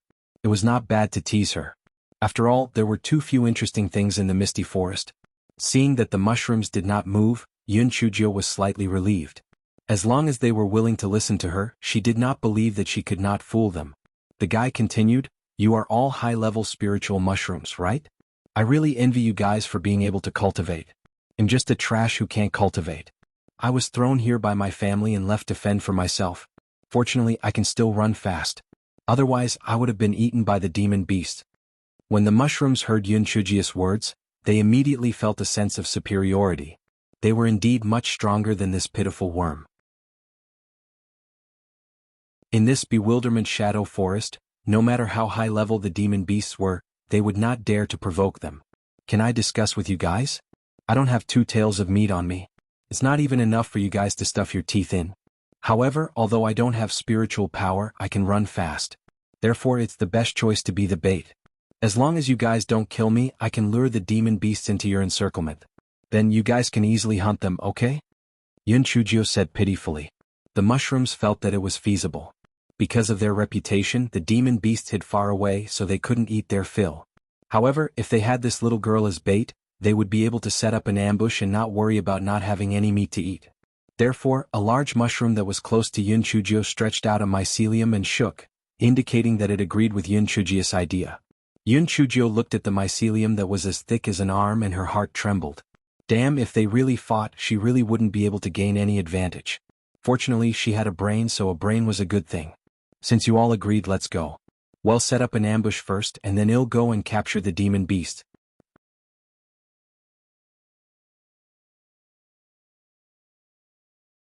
Chapter 42-24 Mushroom Army LRB Monthly Ticket.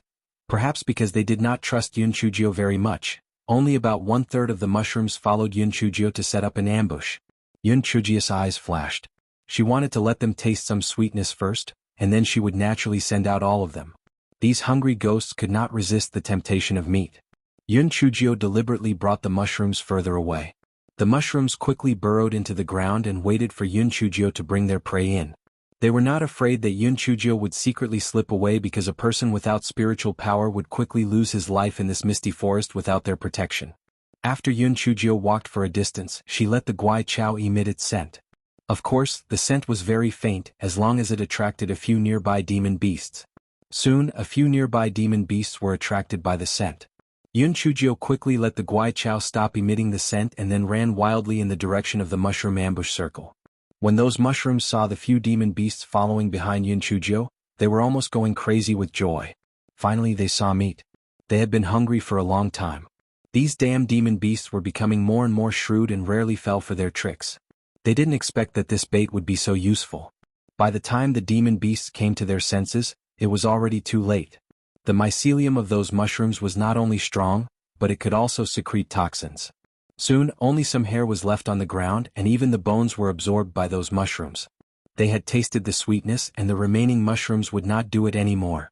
Therefore, Hei Shinjio took a portion of the mushrooms and set off. After a few rounds, the mushrooms completely lost their vigilance against Yun Chujio. They also realized that Yun Chujio was attracting more and more demonic beasts, and a portion of the mushrooms alone was not enough to capture all the demonic beasts. Thus, they decided to move out in full force. After all, their base had the power of lightning, so the demon beasts did not dare to occupy their territory. Moreover, even if they were occupied, they could easily chase them away. Thus, Yun Chujio led the mushroom army and left the base in a mighty manner.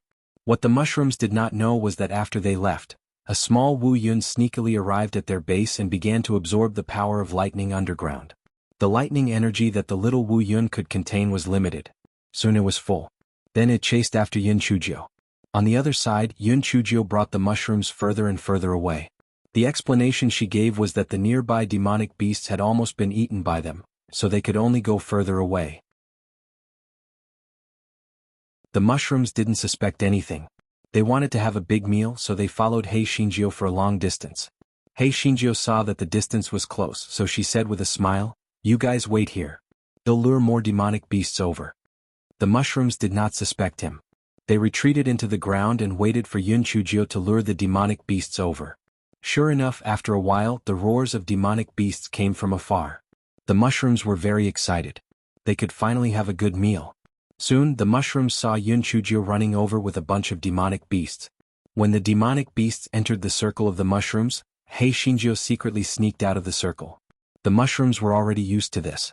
Every time Yun Chujio attracted the demonic beasts, she would wait at the side obediently, so they didn't pay too much attention to it.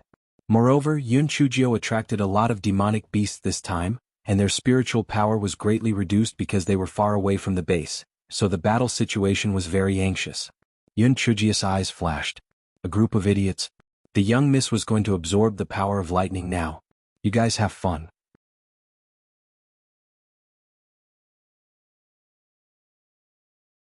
Chapter 42-25 was better for the dumb cubs. Yun Chujio noticed that the mushrooms were all focused on the demonic beasts, so she sneakily moved back until she saw little Wu Yun.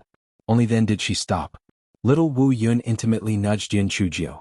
Yun Chujio immediately jumped onto little Wu Yun and instructed it to quickly fly towards the mushroom encampments. Although it was forbidden to fly here, it did not hinder little Wu Yun at all. However, in order not to attract the attention of others, Yun Chujio instructed little Wu Yun to shuttle through the forest and did not fly into the air. Little Wu Yun changed its size at will. Yun Chujio set up her spiritual energy shield, so it did not hinder her in the dense forest. Soon, little Wu Yun brought Yun Chujio to the gathering place of those mushrooms. Yun Chujio did not know how to do it. She was not like little Wu Yun, who could instinctively absorb the thunder element in the air. If she cultivated step by step, she reckoned that she would not be able to absorb many of those stupid mushrooms and would come back. Although she could let Wu Yun absorb them and use lightning to strike her, that would cause too much of a commotion and would not work. Fortunately, Xiao Mogu reminded her, "Master, let me out and I will help you." Hearing that, Yun Chujio immediately let Xiao Mogu out. Xiao Mogu's roots instantly sank into the ground. Soon, a part of Xiao Mogu's roots extended out from the ground and entangled Yun Chujio. Yun Chujio instantly felt the power of lightning on the roots. Although there was purple lightning and silver lightning for Hei Shinjio, who was in a thunder wasteland, she didn't care about the lightning as long as it was heavenly lightning, it was good. She put all the power of lightning on the roots of Xiao Mogu into her dantian. The three foodies in her dantian immediately began to fight to devour it. Yun Chujio did not have the time to bother with them. She quickly absorbed the power of lightning from Xiao Mogu's roots. Xiao Mogu looked at Xiao Mogu, who was trying her best to help her absorb the power of lightning. She thought that Xiao Mogu was like a medium that connected her to the power of lightning underground. If not for Xiao Mogu's help, she really had no way to quickly absorb the power of lightning. From the looks of it, her dumb cuties might look useless for the time being, but they might be of great use someday. Chimim, she should be gentler when she kicks them in the future. After coming over for a while, Yun Chujio felt that Xiao Mogu's speed of transmitting the power of lightning had slowed down. She thought to herself that it seemed like Xiao Mogu had almost absorbed the power of lightning here. Although this definitely could not be compared to being struck by lightning, this, together with the power of lightning that she had previously stored, was enough for her to break through once. Xiao Mogu suddenly pulled back its roots and said, "Those mushrooms are back. Master, let's go quickly." Yun Chujio did not dare to delay when she heard that. She put away the small mushrooms and jumped onto the Xiao Mogu.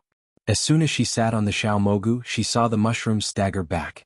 Yun Chujio attracted a lot of demon beasts for them. Although these mushrooms won in the end and had a good meal, they still paid a heavy price. After the battle ended, they realized that Yun Chujio had disappeared. They thought that Yun Chujio had either been eaten by other demonic beasts or had run away. After all, they had eaten this meal for quite a long time. It didn't matter whether that little girl lived or died. However, what did they see? That little girl was actually sitting on a small dark cloud. This was impossible. How could Wu Yun be driven by someone? It must be a spirit tool similar to Wu Yun. However, they quickly reacted. Something wasn't right. Wasn't this little girl unable to cultivate? How could she use a spirit tool?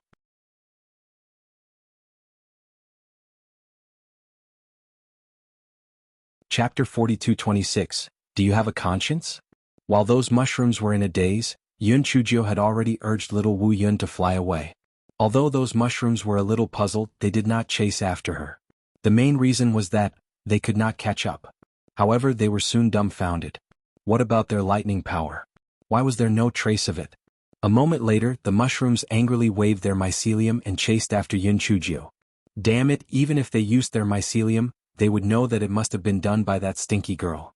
What about being bait to help them hunt demon beasts? It turned out that they were trying to abduct their lightning power. Shameless. Shameless. Unfortunately, Yun Chujio had long fled far away on the little Wu Yun. The mushrooms could only swallow this cowardly breath and sadly head to another place where the lightning spiritual power was slightly weaker. Although it would take some time to get used to it, it was still better than not having the power of lightning. What the mushrooms did not know was that not far from them, a little Wu Yun was following them sneakily. After seeing that they had found a place to settle down, it floated away. After hearing the report from the little Wu Yun, Yun Chujio blinked her eyes. They had actually found a place with the power of lightning so quickly? She had heard that a crafty rabbit had 3 burrows, but she had never thought that this group of mushrooms actually had several places to hide. Then the problem came. What if she went to scam them again? This fellow's eyes rolled around. Then he took out a pillow from his storage ring, put on his clothes and threw it on little Wu Yun. Then he said a few words to little Wu Yun. After the little Wu Yun floated away, the guy said to the dumb cuties in the spirit beast bag, "Hey, isn't what I did a little bad? My conscience hurts a little." Buttface immediately said, "Little fairy, do you have a conscience?" Yun Chujio, damn it, this Buttface was getting more and more despicable. As soon as the mushrooms settled down, they saw the smelly girl who had stolen their thunder and lightning powers return with the spirit tool that looked like Wu Yun. The mushrooms were about to explode with anger. This smelly girl actually rushed back? This was simply outrageous. This was a blatant provocation. Go kill her. The mushrooms frantically waved their mycelium to chase after little Wu Yun. If little Wu Yun had flown high or fast, it would have been fine. However, little Wu Yun flew neither high nor low, neither fast nor slow. It could let the mushrooms see hope, but they couldn't catch up. Therefore, the group of mushrooms that were controlled by anger were brought further and further away by Xiao Wu Yun. On the other side, Hei Shinjio relied on Xiao Mogu to shamelessly absorb the power of lightning that the mushrooms had found, but in the end, there was still a bit left for the mushrooms. It was not that this guy had a conscience, but that her Dantian could not hold it anymore. Moreover, she did not dare to rashly make a breakthrough here, so she could only bear the pain and leave a bit for the mushrooms.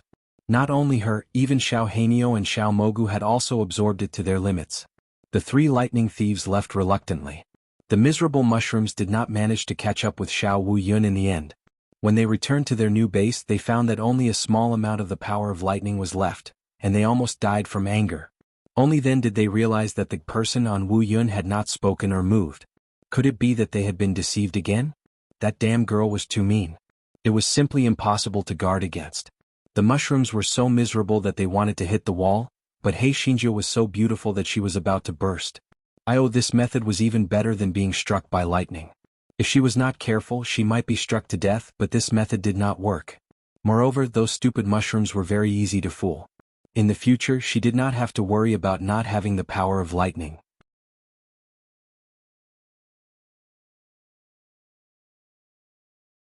Chapter 42-27, Level 2 of Soulless Spirit. Hei Shinjio was excited. But then she remembered that she had been separated from Chu Fang and the others for 3 days. They must be very anxious. This guy couldn't help but feel a little annoyed. If he had known earlier, he would have asked Chu Fang for a voice transmission talisman. He wouldn't have been unable to contact Chu Fang now. What a careless mistake. Yun Chujio immediately flew to the periphery of the bewilderment shadow forest on the little dark cloud. However, in order to prevent being discovered, after flying for a distance, she put away the little dark cloud and led Buttface to quickly shuttle through the dense forest. The reason why she let Buttface out was that he didn't have any other abilities, but he was very sharp and could help Yun Chujio avoid high-level demon beasts. When Yun Chujio rushed to the agreed location, Chu Fang almost cried when he saw her. The other 3 people also revealed happy smiles when they saw her return safely. Although they were a little selfish, they didn't want to see Yun Chujio lose her life. They had been searching nearby, even taking the risk of approaching the iron-armored blood lizard's nest to search, but they did not find anything. Yun Chujio casually found an excuse to get lost, and Chu Fang and the others did not doubt it. After all, it was indeed easy to get lost in the misty forest. After calming down a little, a disciple said gloatingly, "Junior Sister Yun, you didn't see it. Martial Uncle Zhuang and the others would not know what kind of powerful demonic beast they encountered. They were in a sorry state and their injuries were not light. They probably won't recover for at least 10 days to half a month. It's really karma. Yun Chujio pretended to be curious and asked a few questions. In fact, she was secretly cursing in her heart. What retribution. This was all thanks to her, alright? It was just a pity that the group of iron-armored blood lizards were really useless. They had only suffered some light injuries. The 5 of them discussed for a while and decided to give up hunting the iron-armored blood lizards. Although training was important, their lives were more important. The group of iron-armored blood lizards were somewhat abnormal, so it was better not to provoke them. The 5 of them left the Bewilderment Shadow Forest and returned to the sect. Only then did Yun Chujio relax. She had thought that the 9 pavilions and the Divine Devil Hall would take action, and that Elder One would not stop either. However, it was actually peaceful. It was really strange. Although Yun Chujio felt that it was a little abnormal, she did not care too much. Right now, the thing that this guy wanted to do the most was to return to the courtyard and break through. Yun Chujio returned to her own courtyard and let out the silly boys to be on guard for her. Then she began to break through. Guai Chao and the other 2 gluttons were very full, so they happily helped Yun Chujio wash her dantian with the power of lightning. Even so, it took Yun Chujio a whole day to break through successfully. 2nd level of Spirit Absent Realm? Only 2 levels? Yun Chujio frowned with some dissatisfaction. She still couldn't compare to Heavenly Lightning. Xiao Mogu reminded her, Master, this time, you have broken through from spiritual link to spiritual absence. It is a breakthrough that requires a lot of thunder spiritual power. I think it will be better next time. Yun Chujio thought about it and agreed. Every breakthrough at a large level was a shackle. Many people would not succeed even after trying many times. It seemed that it was okay for her to break through 2 levels in one go. With this thought, his brows relaxed. He decided to stabilize his realm and find another opportunity to go to another forest, to harm the mushroom. On this day, while she was cultivating, Hei Shinjio leaned back on the recliner and basked in the sun. The drifters were jumping around in the courtyard. Dog 2 and the other dumb cuties were also released and were having fun in the courtyard. The sound transmission talisman in the storage ring started to vibrate. Yun Chujio saw that it was sent by Shui Wuji.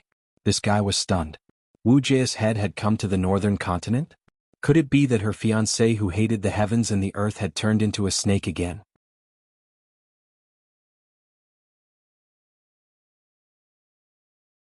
Chapter 42-28 Ungrateful wretch. Yun Chujio sent her spiritual sense in and heard Shui Wuji's loud voice.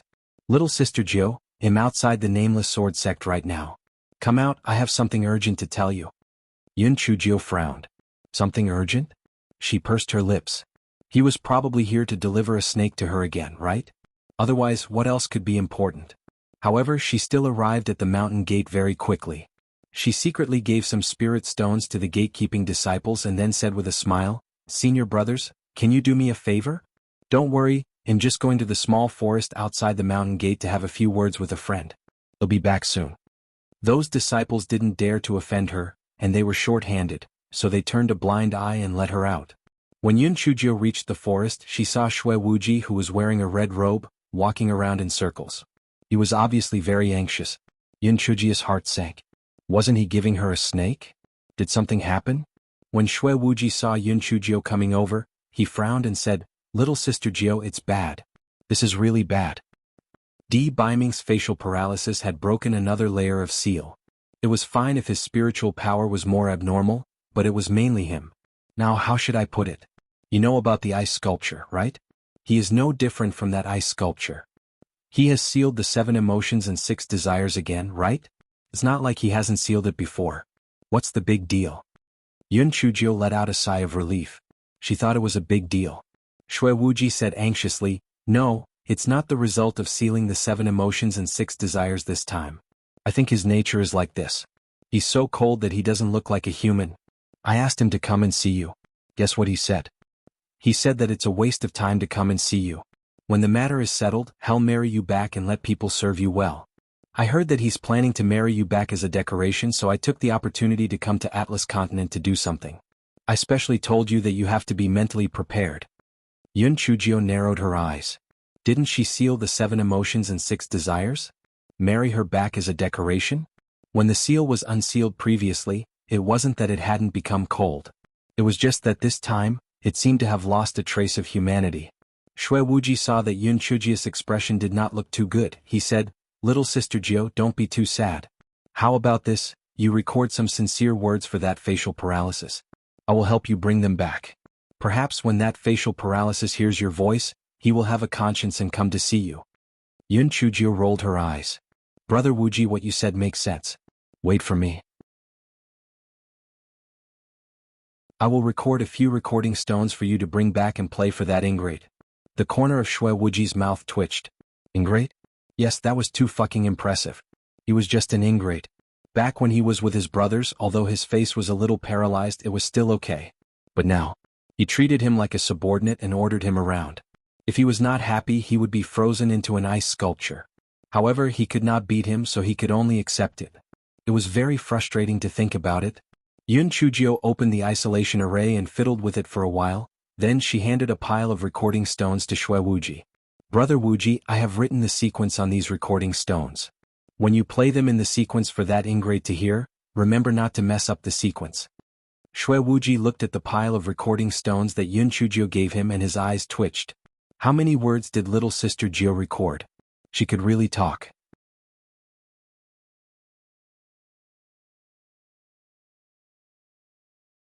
Chapter 42-29 rolled over smoothly. Little sister Jio, don't worry. It's actually quite good that the facial paralysis has become like this. At least he won't be fooling around. Big brother will keep an eye on him for you. I guarantee that he will keep his body as pure as jade. Shui Wuji comforted her. The corners of Yun Chujio's mouth curled up. Big brother Wuji, don't worry. He won't escape from my palm. Even if he turns into a rock, he will roll over smoothly for me. Shui Wuji listened to Yun Chujio's words and was skeptical. Was little sister Jio thinking too optimistically? Just these recording stones could make that expressionless man come over to see her? Just as he was in a daze, Yun Chujio said, Brother Wuji, take these delicious food back and eat with the little lunatic. I saved these for you. Shui Wuji saw the big and small packages that Yun Chujio turned over. He immediately grinned. Little sister Jio, then I want stand on ceremony with you. You don't know, but that facial paralysis doesn't let us eat at all. We can only swallow fasting pills. Damn it, I'm dying of craving. Yun Chujio pursed her lips. The gigolo from before had sealed his 7 emotions and 6 desires, and he was also doing the same thing. He said that eating was not good for cultivation and other bullshit. He was simply insane. Yun Chujio gave Shui Wuji more than 100 6-star dark spirit stones. Shui Wuji had heard of 6-star dark spirit stones. It was said that they were very rare. He was surprised that Yun Chujio had so many. Yun Chujio narrowed her eyes and said, Brother Wuji, give one of these 6-star dark spirit stones to the gigolo. You can split the rest with the little lunatic. Shui Wuji thought he had heard wrong and only gave one to the facial paralysis man. However, he thought that little sister Jio was probably angry with the facial paralysis man. This was understandable, so he did not ask further. As Shui Wuji still had things to do, he chatted with Yun Chujio for a while and left in a hurry. Before he left, Yun Chujio said, Right, give him a dark spirit stone first when you go back, and then play the recording stone. Although Shui Wuji was a little puzzled, seeing that Yun Chujio did not intend to explain, he tactfully did not ask further. Shui Wuji finished the things that Di Biming had arranged and left Atlas Continent in a hurry.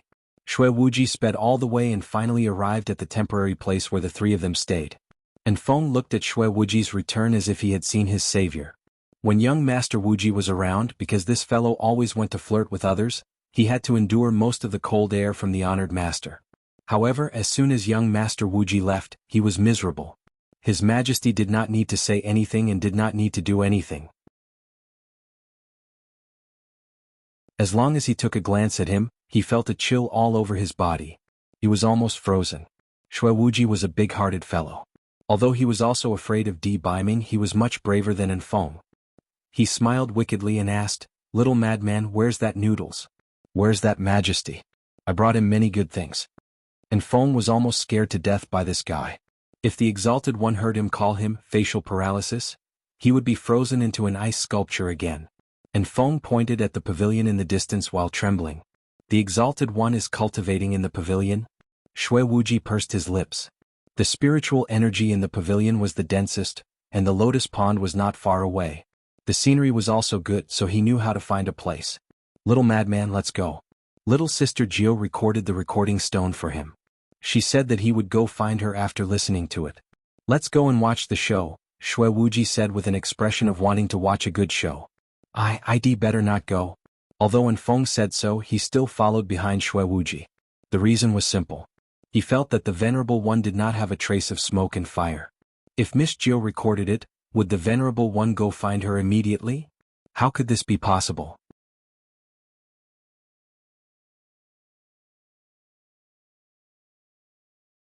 Chapter 42:30 did not know what to say. The two of them soon arrived at the pavilion. Di Biming asked indifferently, "Has everything been settled?" Shui Wuji subconsciously straightened his body. He put away his usual casual manner and said, "It's done. It's almost as you guessed. The 9 pavilions is just a pretense. I guess there will be the next step soon." Di Biming nodded slightly, and there was a hint of killing intent in his eyes.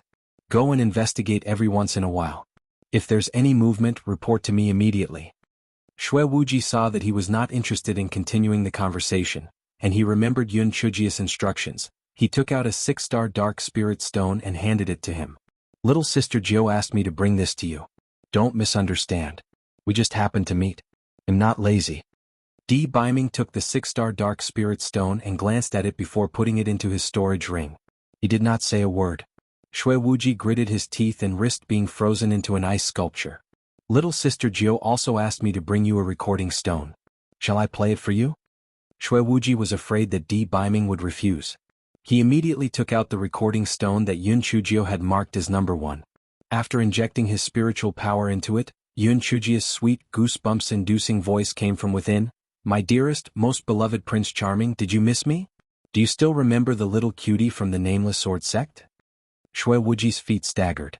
Was little Sister Jiu having a stroke? Could it be that she wanted to use sweet words to move Di Biming, this expressionless man? And Feng's mouth was also wide open. It had been a long time since they last met, so how did Miss Jiu's style become like this? Di Biming frowned. With a wave of his hand, the sound recording stone in Shui Wuji's hand turned into fine powder. He said coldly, "I've said it before. I won't consider the love between a son and a daughter for the time being. The important matter is more important. I won't do it again." Shui Wuji was so angry that he gritted his teeth. No wonder little Sister Jiu called him an ingrate. He was really an ingrate.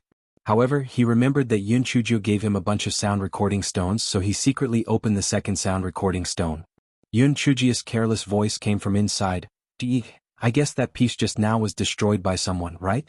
If you have the ability, you can also destroy this piece. Ingrate."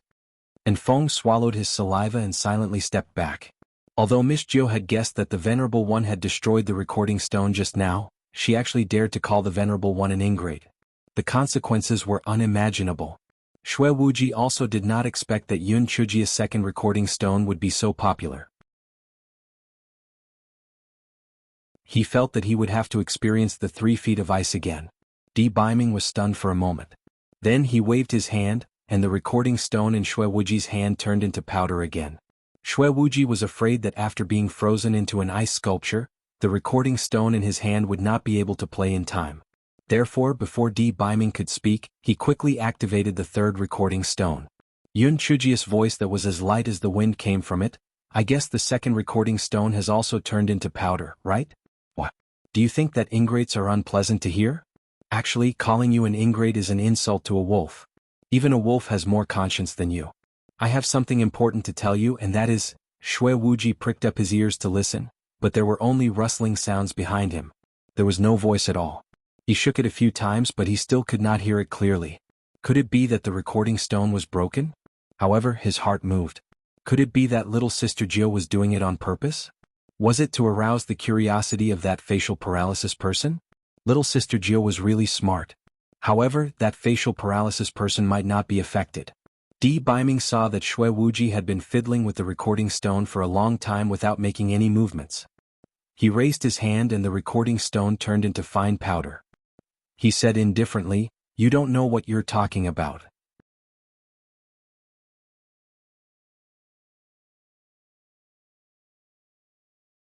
Chapter 42:31 Ex-fiancé. Seeing this, Shui Wuji thought to himself, "I told you. This facial paralysis is now an ice sculpture. Little Sister Jiu might have miscalculated." However, he remembered that Yun Chujio had given him a bunch of recording stones. Since it was already like this, he would play them one by one. Therefore he opened the fourth recording stone. Yun Chujio's giggling voice came from it. Are you curious about something important that big sister wants to tell you? Brother Wuji gave you that 6-star dark spirit stone, right? It's your legal gain. You can keep it in peace. Di Biming frowned even more. Legal gain? What legal gain? Shui Wuji saw that Di Biming did not destroy the recording stone in his hand immediately, so he quickly activated the 5th recording stone. You must be curious about what legal gain is, right? It's the reward for sleeping with you. Although your time is short and your skills are bad and you haven't been able to make me pregnant for so many years, but seeing that you're still pretty passable, he'll give you some more money to break up with you. You ingrate, get far away from me. Don't come looking for me. I've already found a suitable candidate. Goodbye, ex-fiancé. Bang, bang. Shui Wuji and Infeng both sat on the ground paralyzed. They seemed to have heard something incredible. Would they be killed to keep their mouths shut? Shui Wuji saw that Di Biming's head was about to emit white smoke, so he quickly activated the 6th recording stone. He did not expect the words inside to be exactly the same as the 5th recording stone. When he placed it in the short time and poor technique section, the 2 recording stones instantly turned into dust. As for Shui Wuji and Infeng, they fell into the lotus pond like kites with broken strings. Infeng was miserable. He said that he wouldn't come, but he insisted on letting him come. It seemed that young Master Wuji didn't insist on bringing him here. He was the one who wanted to be tortured. Shui Wuji hid under a lotus leaf and decided to settle down here temporarily. Infeng and he both thought that Yun Chujio and Di Biming had sex a long time ago. They were wondering why the little bun was never born, but it turned out that the facial paralysis was not good enough. TSK God was indeed fair. Although the facial paralysis looked like a dog and had high spiritual power, he was not good in that aspect. Poor little sister Jio. Just as he was thinking, he heard the sound of something shattering. He stole a glance and saw that the original pavilion had become a pile of debris. However, what about the facial paralysis? Shui Wuji used his courage to look around, but he did not see the shadow of that facial paralysis. He thought to himself, oh no, could that facial paralysis have really gone to little sister Jio? Although little sister Jio's move was quite effective, how was he going to deal with the aftermath? Would that facial paralysis kill him just because little sister Jio exposed his weakness? However, he had no way to send a message to little sister Jio now. He could only hope that little sister Jio would do well for herself.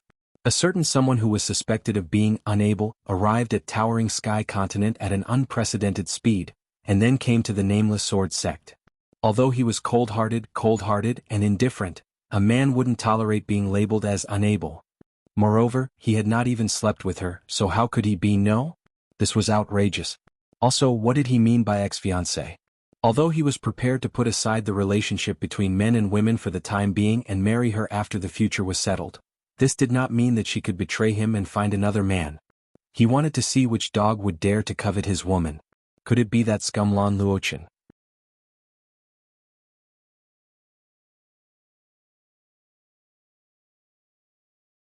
Chapter 4232, Little Darling. It was daytime when a certain someone arrived at the Nameless Sword sect. However, he did not care about day or night now. He directly flashed into the Nameless Sword sect. The disciples guarding the door only saw a white afterimage. In the blink of an eye, it disappeared again. They all thought that their eyes were playing tricks on them, so they did not take it seriously. A certain someone soon arrived at Hei Xinjia's courtyard and easily opened the restriction. However, he found that there was no one inside. However, he found a note on the desk in the room with a few lines of words written on it. Ex-fiancé, didn't I tell you not to disturb my happy life? I went to play with my little darling. Go back to where you came from. Little sister is not interested in you anymore. Little darling? The cold air from a certain someone's body instantly turned all the bottles and jars in the house into pieces. Very well, he wanted to see who that little darling was.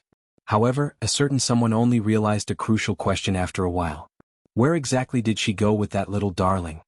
He walked out of the courtyard and casually grabbed a disciple, forcing him to ask, where did Yun Chujio go?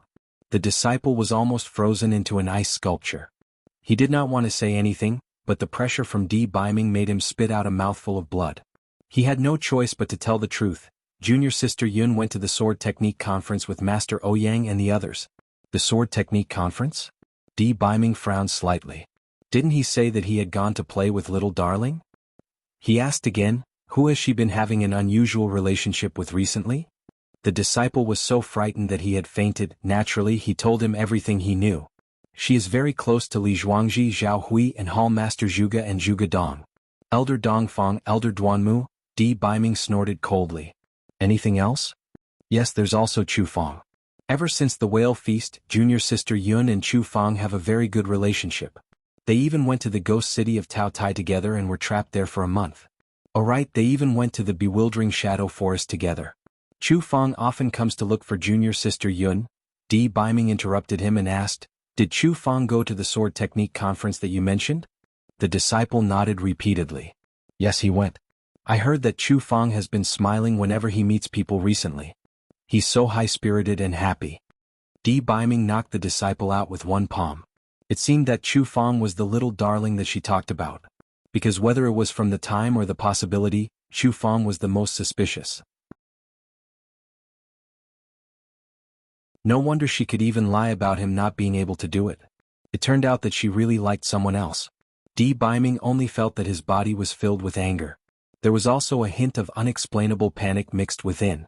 The reason why he decided to put aside the feelings between men and women was because he believed that his relationship with Yin Chujio would not change. However, at this moment he did not have the confidence he had before. He could not be by her side at all times. Chu Fong had been with her day and night, and they had even gone through life and death together. Could it be that she had really changed her heart? Although he felt that it was impossible, after all, his relationship with Yin Chujio had gone through so many ups and downs. How could it be possible that her heart had suddenly changed?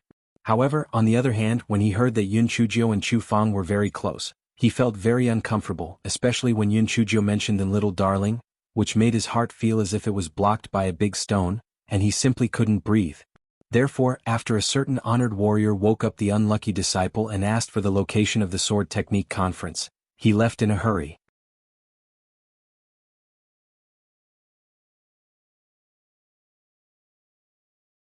Chapter 42-33, Sword Technique Conference. Due to Shui Wuji's delay of a few days and the time on the way back, when Di Biming left the nameless sword sect, Hei Xinjiu had already arrived at the venue of the Sword Technique Conference. Initially, Hei Xinjiu did not want to come to the Sword Technique Conference at all. This Sword Technique Conference was attended by a private person and not a sect. Moreover, it was not compulsory, so this fellow did not have much interest. But Chu Fong was interested. The reason was very simple. Xiaoyu would definitely attend. If he did not see such a good opportunity to meet her, he would be a fool. Therefore he tried his best to persuade Hei Xinjiu to go with him. Junior sister Yun, the Sword Technique Conference is a grand event for all the swordsmen in the northern continent. If you don't go, you will regret it for the rest of your life. Not interested. Junior sister Yun, don't you want to make a name for yourself in the Sword Technique Conference? Am not interested. Junior sister Yun, the Sword Technique Conference is very lively. Not only are there sword techniques competitions, but there are also many vendors. There are all kinds of delicacies everywhere. Senior brother Chu, when do we leave? Chu Fong. It turned out that this guy was a foodie. Although the Sword Technique Conference wasn't organized by the sect, the Nameless Sword sect was famous for their swordsmanship, so they naturally attached great importance to it.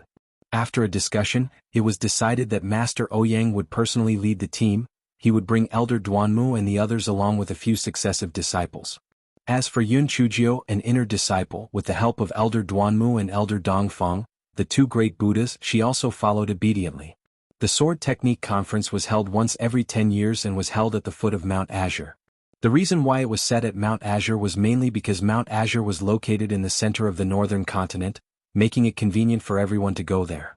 Furthermore, the 6 major sects had agreed that the area within a few hundred miles of Mount Azure was a public area. Bai Li and Yun Chujio were not allowed to touch it, no one was allowed to touch it. On the way, Yun Chujio asked Chu Fong what delicious food he had. Finally they got down to business. Senior brother Chu, there must be prizes in this sword technique conference, right? Otherwise, what's the point of competing? Just for reputation? That's not worth it. Chu Fong, only you don't take reputation seriously and others take it seriously, okay? Those who participate in the Sword Technique Conference, if they are outstanding disciples, they will be valued by the sect, and the sect will also have rewards. If they are outstanding itinerant cultivators, they will be favored by the 6 great sects, and have the chance to become disciples of the 6 great sects, or even elders.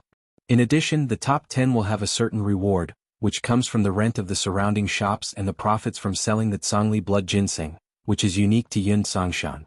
Yun Chujio blinked her eyes. Then how will the sword technique conference be compared? If Master Ouyang goes up on a whim, what will the others compete for? The corner of Chu Fang's eyes twitched. Master Ouyang, jumping? Are you sure there's nothing wrong with your choice of words? Junior sister Yun, you may not know this, but there's an unwritten rule in the sword technique conference. The masters and elders of the 6 great sects don't go on stage.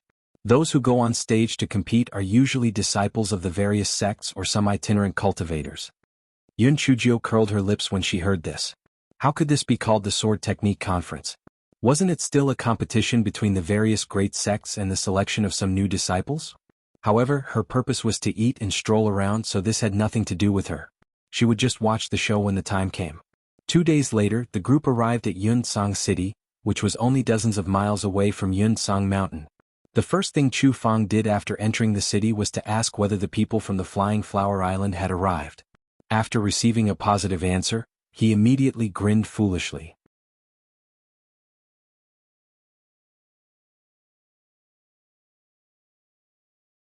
Chapter 4234, Sword Evaluation. Yun Chujio could not bear to look at him.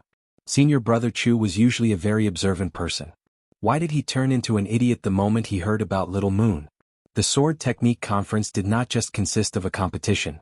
There were also other procedures such as sword evaluation, sword technique explanation, and so on.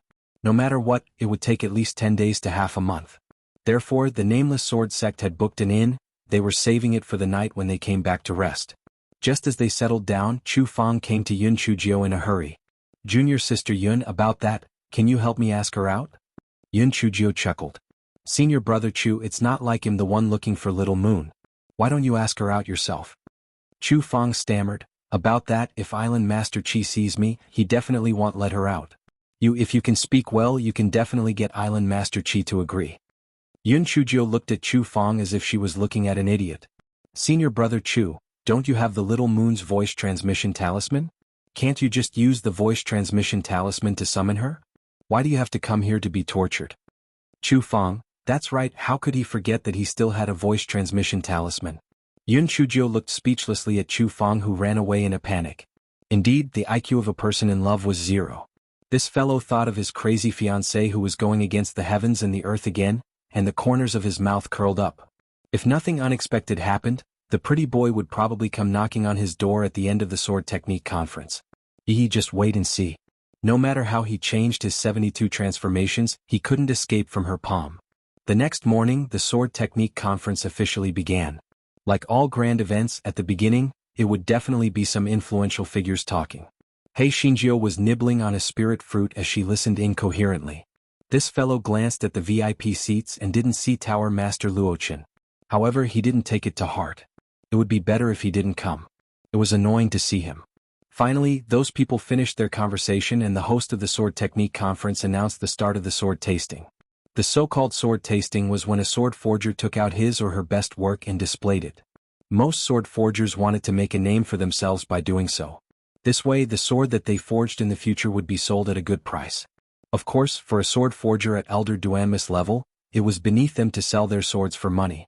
However, in order to protect the reputation of the nameless sword sect, they would still take out 1 or 2 swords and display them. As soon as the host finished speaking, several sword forgers who had already signed up jumped onto the high platform and took out their swords to display them one by one. As the saying goes, the sword is light and agile. Everyone please take a look. The sword that I have forged is as thin as paper, but it is incomparably sharp. It can be said to be a first-class high-grade sword. What's the use of being light and thin? This treasure sword of mine can bend at will without breaking. If a treasure sword doesn't have enough toughness, then it would be better to use a knife. This treasure sword of mine is not only light and thin, but it is also very flexible. It is inlaid with precious star jewel stone, and its lethality has more than doubled. Yun Chujio looked at those sword forger sharp-tongued Granny Wang and felt very bored. She said to Chu Fang beside her, Senior brother Chu, I'm going to eat a bowl of wonton at the wonton stall over there. Do you want to go? Yun Chujio noticed that Chu Fang did not react after she finished speaking. She turned her head and saw Chu Fang looking into the distance in a daze. Yun Chujio looked in the direction he was looking and saw Xiao Yu sitting behind Island Master Qi. Yun Chujio coughed a few times before Chu Fang came back to his senses. He looked a little embarrassed. Junior Marshal Sister Yun, what did you say just now?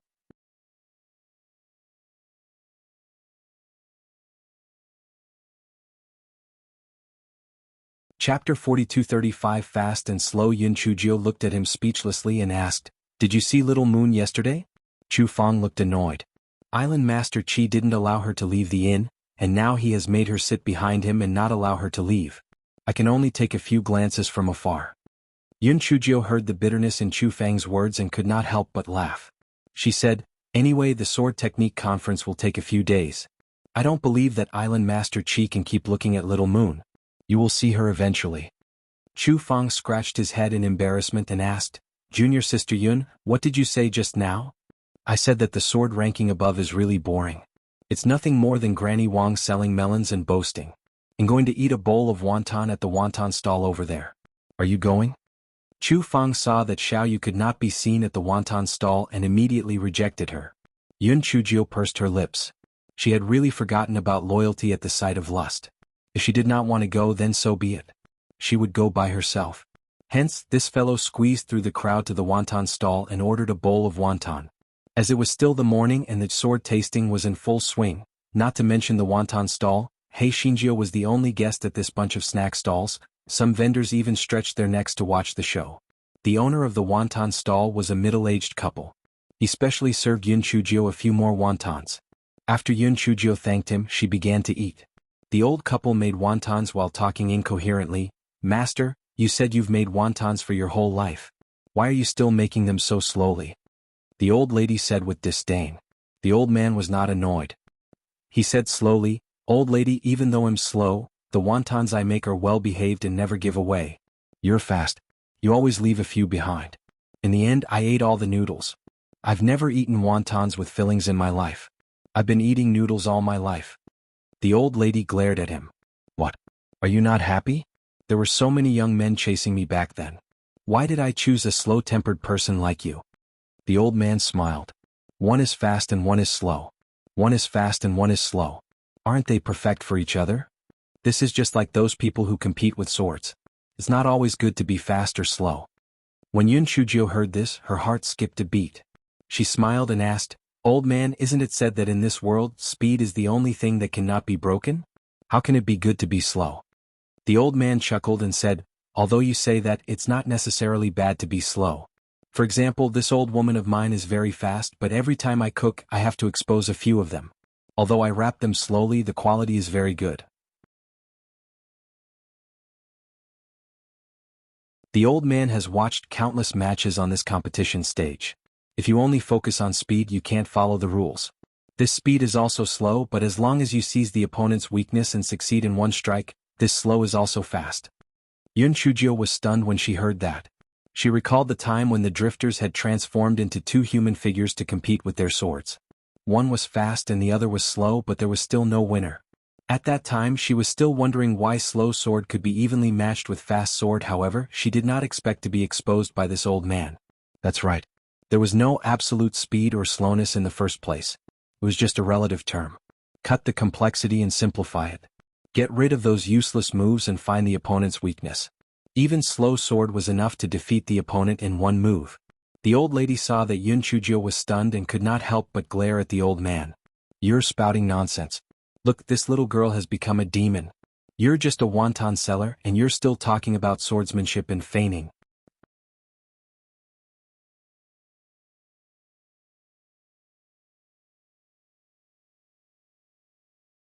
Chapter 42:36 Slow Sword Intent. The old man did not expect that Yun Chujio would be in a daze after hearing his casual remark. For a moment she was also a little confused. She said embarrassedly, I was just making a casual remark. Who would have thought that this little girl would become a demon? The old couple was at a loss. They wanted to wake up Yun Chujio, but they were afraid that something was wrong, so they could only look at her worriedly. After a moment, Yun Chujio came back to her senses and bowed solemnly to the old man. Old man, thank you for your advice. The old man was confused and stuttered, Young lady, what do you mean by this? Yun Chujio smiled brightly. Although the old man didn't mean it, I heard that he meant it and solved a problem that I have been puzzled about. Of course I should thank you." Although the old man still didn't quite understand, he was relieved when he saw that Yun Chujio was smiling and didn't seem to be in trouble. This little girl was dressed in the Nameless Sword sect's uniform. If something really happened to them, they wouldn't be able to afford it. Yun Chujio comprehended the slow sword intent in that instant and was very grateful to the old couple. If she was treated well by others, she would treat them 100 times better. Seeing that the old couple's life didn't seem to be very comfortable, she wanted to help them. Although she could give the old couple a lot of spiritual stones, the old couple didn't have high spiritual power, but they were quite strong-willed and probably wouldn't want them. She blinked her eyes, took out a dark spirit egg and said, "Old man, thank you for your advice. This dark spirit egg is for you. It's not a valuable thing. Please don't take offense." The old man was not willing to accept it. He kept trying to avoid it. Yun Chujio smiled and said, "This is a gift from the shopkeeper when I bought the item. The chances of having dark spirit stones in it are very small, so even if you sell it, it won't be worth much. Just keep it." The old man saw that Yun Chujio insisted on giving it away, so he had no choice but to keep it. Then he said, "Little girl, that old man will be thick-skinned enough to accept it. However, you have to come and visit often these few days." Yun Chujio said with a smile, "Of course. Not only are there seats here, but there are also delicious food. It's much better than those acrobatics on the stage." The old man and the old lady were amused by her. The old lady said angrily, "You little girl, everyone is here for the sword technique conference. Only you think that it's acrobatics." Yun Chujio giggled and began to chat with the old couple. During the conversation, Yun Chujio specifically instructed the two of them not to give the dark spirit egg to anyone else. They must go to the shop and have someone there take a look at it. The old couple nodded in agreement, but they did not take it seriously. They were prepared to wait until the sword technique conference was over before going to the shop to take a look. The dark spirit egg that Yun Chujio gave them was only a 2-star egg. It was not that she was reluctant to give them a better one, but that it was a sin to have a treasure. A 2-star dark spirit stone was just right for them. Apparently the old couple liked Hei Shinjio, who was very witty. Moreover, it was not noon yet and there were no customers, so they started to talk. While Yun Chujio was chatting with the old couple, the crowd exclaimed. Yun Chujio turned her head and saw a middle-aged man on the high platform. He was holding a treasure sword in his hand. Even though Yun Chujio was far away, she could tell that the treasure sword was extraordinary. The old man muttered to himself, "Good sword. Good sword. It doesn't look any worse than the treasured sword forged by Master Sword Forger." The old lady said angrily, "How do you know? Stop talking nonsense."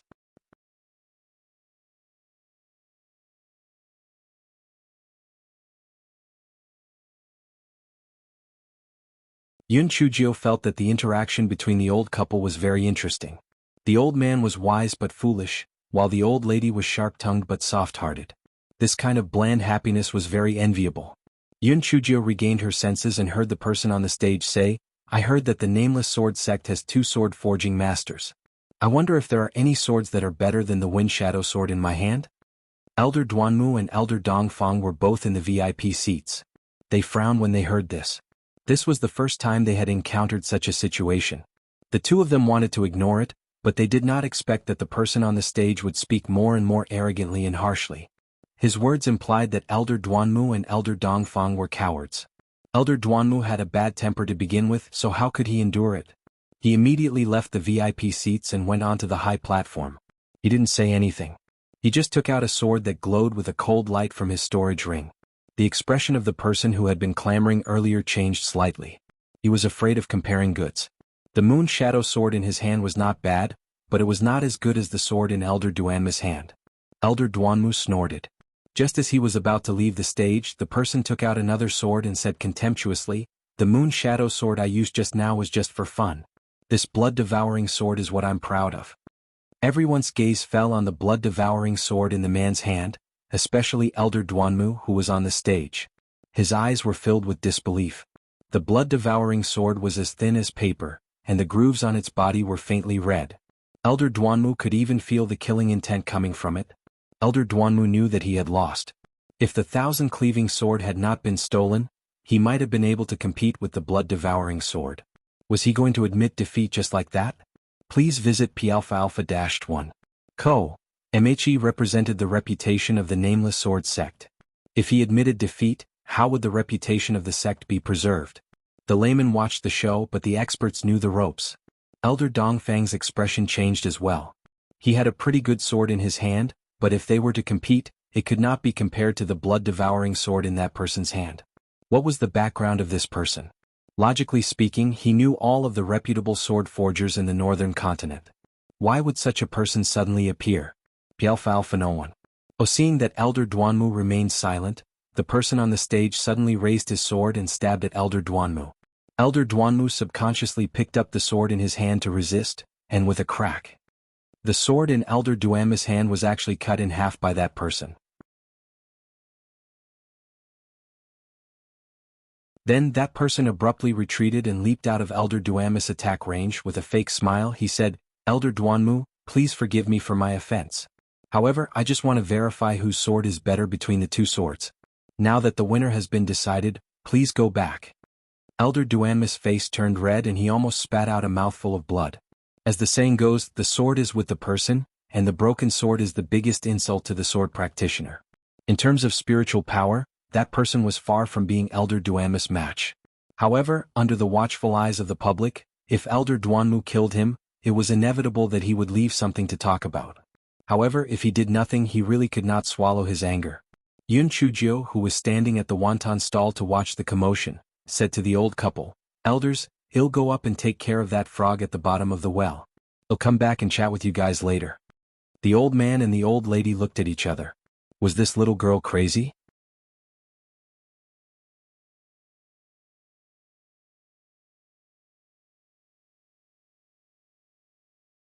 Before the old couple could say anything, Yun Chujio had already run far away.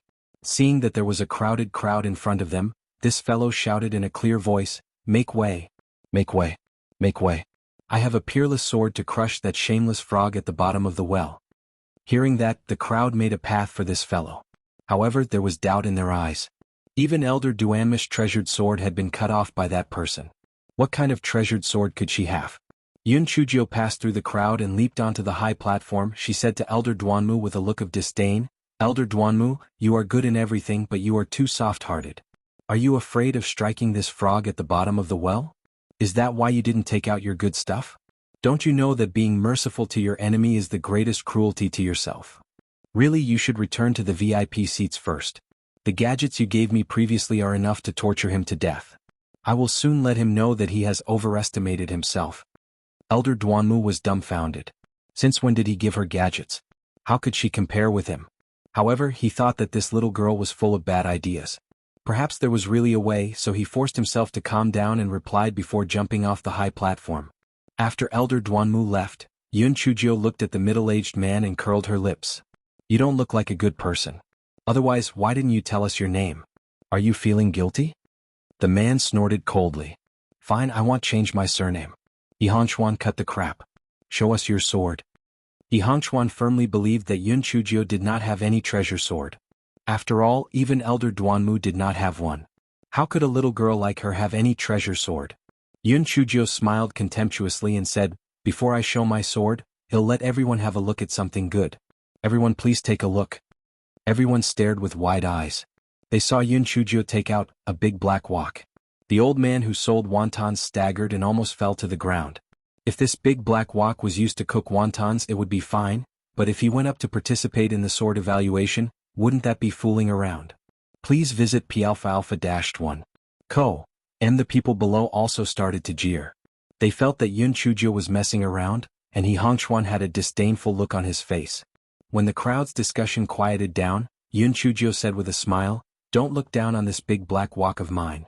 A few people who know what's going on will come up and see what's going on." Some people who liked to join in the fun immediately jumped onto the high platform and took a closer look at the big black pot. They immediately exclaimed, This big black pot has actually been repaired with 1,000-year black iron? Isn't this too wasteful?" 1,000-year black iron is such a good material, but it's actually used to repair this broken pot? That's right, this is simply a reckless waste of God's gift. Yun Chujio said nonchalantly, "In our nameless sword sect, the 1,000-year black iron is only good enough to repair pots and pans. Therefore, Elder Duanmu intentionally let Yihangchuan off just now." Yun Chujia's words caused an uproar. Master Ouyang was dumbfounded. When did their nameless sword sect become so rich? How did he, the sect master, not know about this? Piao no one.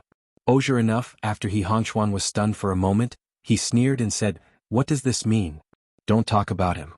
This is the sword grading assembly. What's the use of having a big black pot?"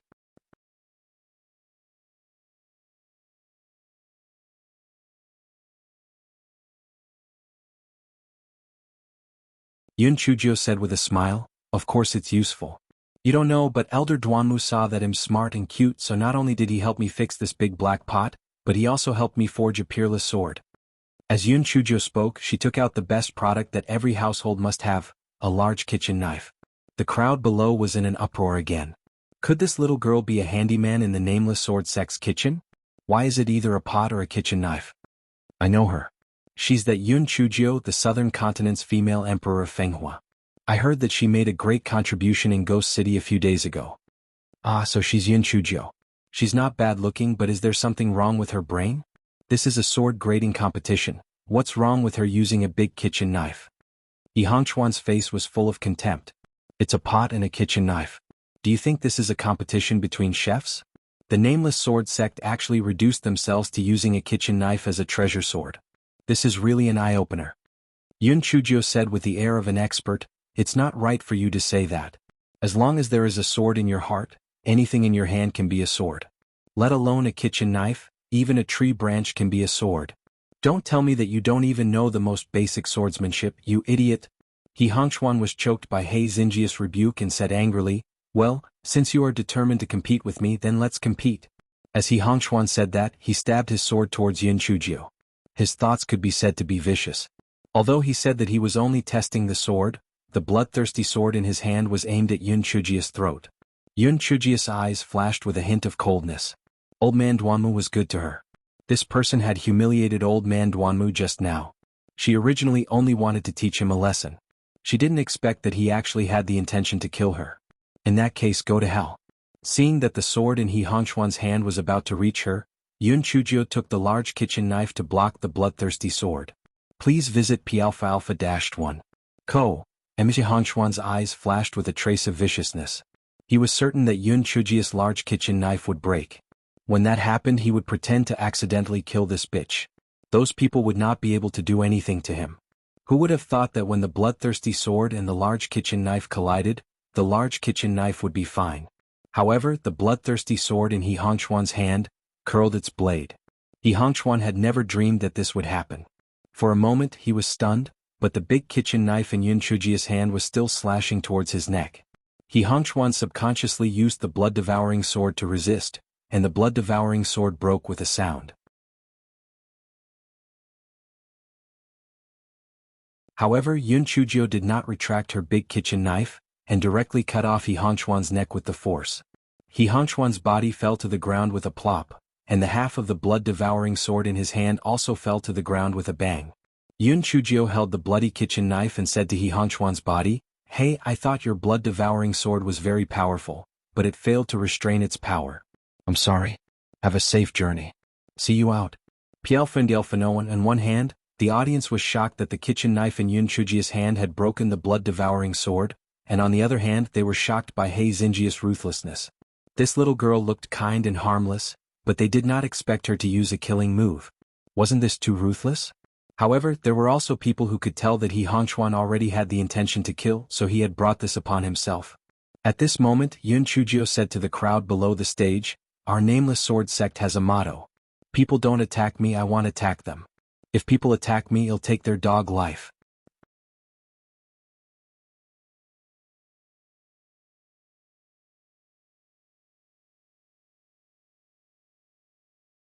Everyone was in an uproar when they heard this, especially Master Ouyang. He thought to himself, why didn't he know about this ancestral motto? People don't offend me, I want to offend them. If people offend me, I'll take their dog lives? The first 3 sentences were decent, but why was the last sentence so off-key? After Yun Chujio finished her harsh words, she strolled down the high platform. This time she didn't have to shout, so everyone gave her a path. What a joke. They didn't dare to not make a path for her. This fellow was still carrying that big bloody kitchen knife. The host looked at Yun Chujia's elegant back with a dumbfounded expression. How did this sword tasting turn into killing? He looked at Island Master Chi and the others in the VIP seats. Was this matter going to end like this? Just kill her? Island Master Chi and the others didn't say anything.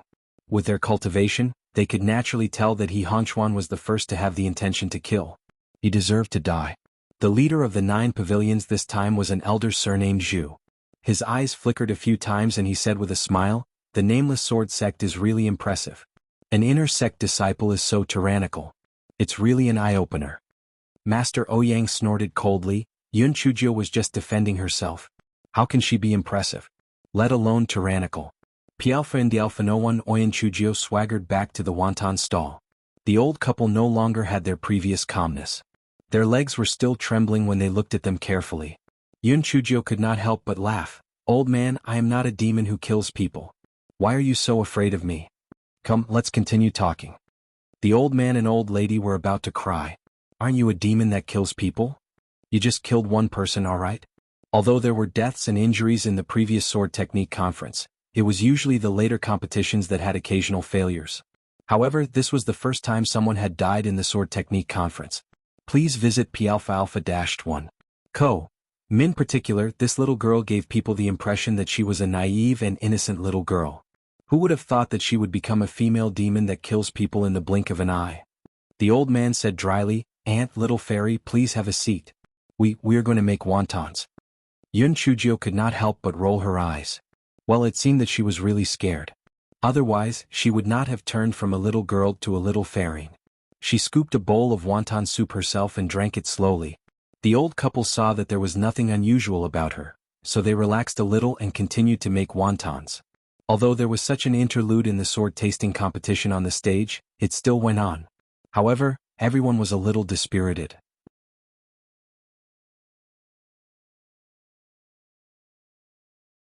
After all, they were used to eating big fish and big meat, so who would be interested in plain porridge and small dishes? When it was close to noon, there were more customers at the snack stall. Only then did Yun Chujio get up and prepare to leave. Although the old couple still had lingering fears, the old man still asked Yun Chujio to come over when she was free. Yun Chujio smiled and her heart suddenly warmed up. Sometimes, a kindness from a stranger often made people feel even warmer. Not long after Yun Chujio walked out, Chu Fang came over. "Junior sister Yun, you were too awesome on the stage. You were really amazing." Yun Chujio couldn't be bothered with this pervert. She found an empty space, took out a recliner and lay down on it. She closed her eyes to rest. Chu Fang rubbed his hands and hesitated for a moment before saying, "Junior sister Yun, you are extremely intelligent, you have unparalleled wisdom, you are beautiful and intelligent, you are devastatingly beautiful, you are peerless. Speak English. Yun, can you think of a way for me to meet her?" Chu Fang said with a red face.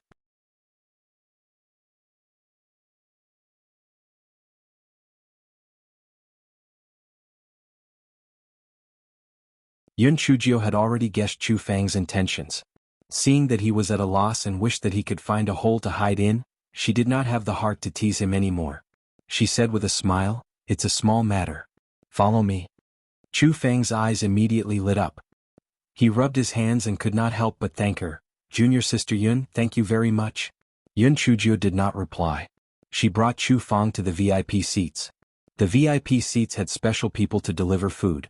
There was no need to go to those shops and squeeze with others. At this moment, everyone was having lunch. Chu Fang saw Yun Chujio bringing him to the direction of Island Master Chi in a carefree manner. He immediately panicked. "Junior sister Yun, where are you taking me?" Yun Chujio chuckled. "Naturally, I'm going to see Little Moon." "But Island Master Chi, Yun Chujio glanced at him. "What's wrong with Island Master Chi? Can he eat you or kill you? Are you so afraid of him? There are so many people here.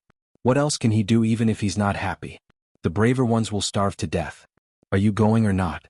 Chu Fang was rendered speechless. Although he was a little timid, he still followed behind Yun Chujio. Yun Chujio was secretly happy. Indeed, the power of love was very great. The two of them soon arrived at the VIP area. Yun Chujio walked in front of Island Master Chi and said with a smile, "Island Master Chi, long time no see. This junior sends his regards to you." Although Island Master Chi had changed his opinion of Yun Chujio a little because of the 6-star Dark Spirit Stone, he still disliked her, not to mention Chu Feng, who was coveting his precious disciple. However, he would never hit a smiling person.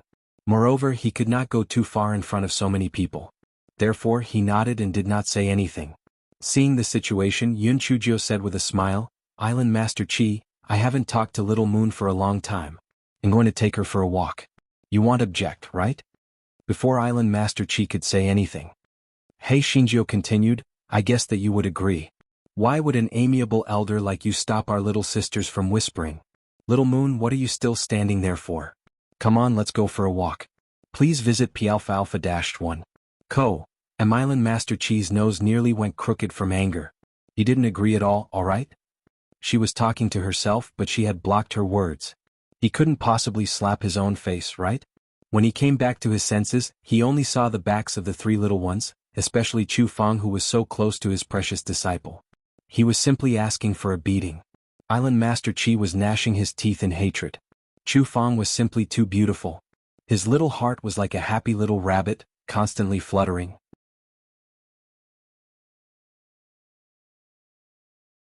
He clearly had a lot to say to Xiao Yu, but he only stammered, You seem to have put on a little weight." Xiao Yu's face sank with a thud. She glared at him fiercely and took 2 steps forward to catch up with Yun Chujio, who was in front of her. She was clearly angry. Hei Shinjio was speechless. Was this Chu Feng stupid? No girl liked to be called fat, alright? Chu Feng was dumbfounded. Heaven and earth, his original intention was to say that Xiao Yu looked much better and more beautiful than when she was trapped in Ghost City, but he did not know why she said that. He wished he could slap himself twice. This mouth was even dumber than his feet. In his anxiety he hurriedly said, I didn't mean that. I meant you are much better looking than before. You are 100 times better looking than junior sister Yun. Ro Alpha D Alpha and Nu Omdamit. Burn the bridge after crossing the river, right? Kill the mill, kill the what? You wait.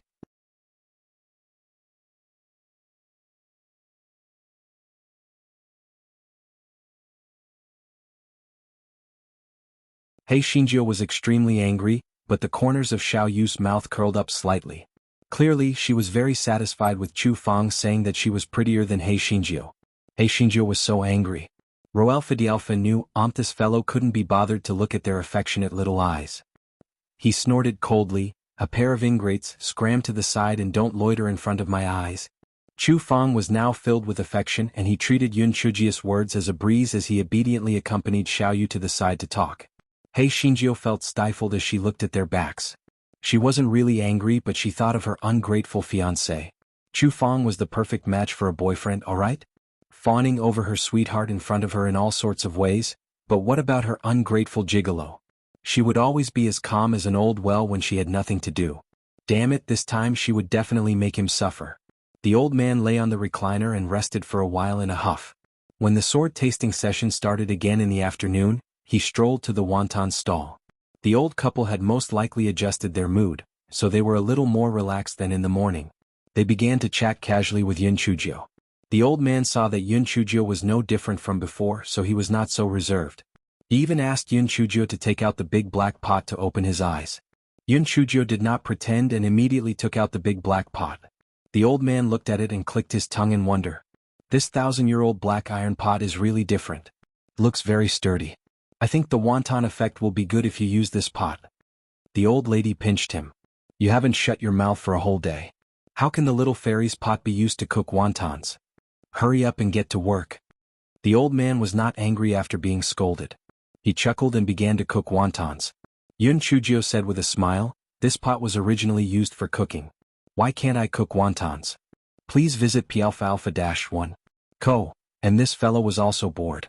He actually took down the original pot and put his big black pot on the fire. The old lady quickly stopped him, but the old man was happily washing the pot and adding water. Clearly he wanted to see how different a 1,000-year-old black iron pot was from an ordinary pot. However, the three of them were soon dumbfounded. Because even though the fire below was very hot, the water in the big black pot did not change at all, let alone boil. The three of them looked at each other in dismay. In the end, the old man said, Little fairy, your pot is most likely extraordinary. You better not waste it.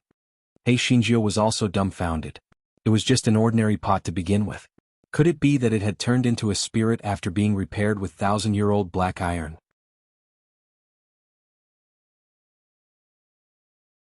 Although the old man was very surprised, he said with a smile on his face, "I guess this thing is in a bad mood today, so it's in a bad mood." The old man, the old lady, the old man was very sensible. He did not talk about the big black pot anymore. Instead, he told Hei Shinjio some interesting stories about the previous sword technique conference, which Hei Shinjio listened to with great interest. That night, after Yun Chujio returned to the inn, the first thing she did was to take out the big black pot and study it. The old man even bared his teeth and dripped a drop of blood on the big black pot, but there was no reaction. Hei Xinjia's joy instantly turned into embarrassment and anger. Damn it, she thought it was some treasure, but now it looked like it was just a broken pot. This fellow put away the big black pot in a bad mood and then threw this matter to the back of his mind.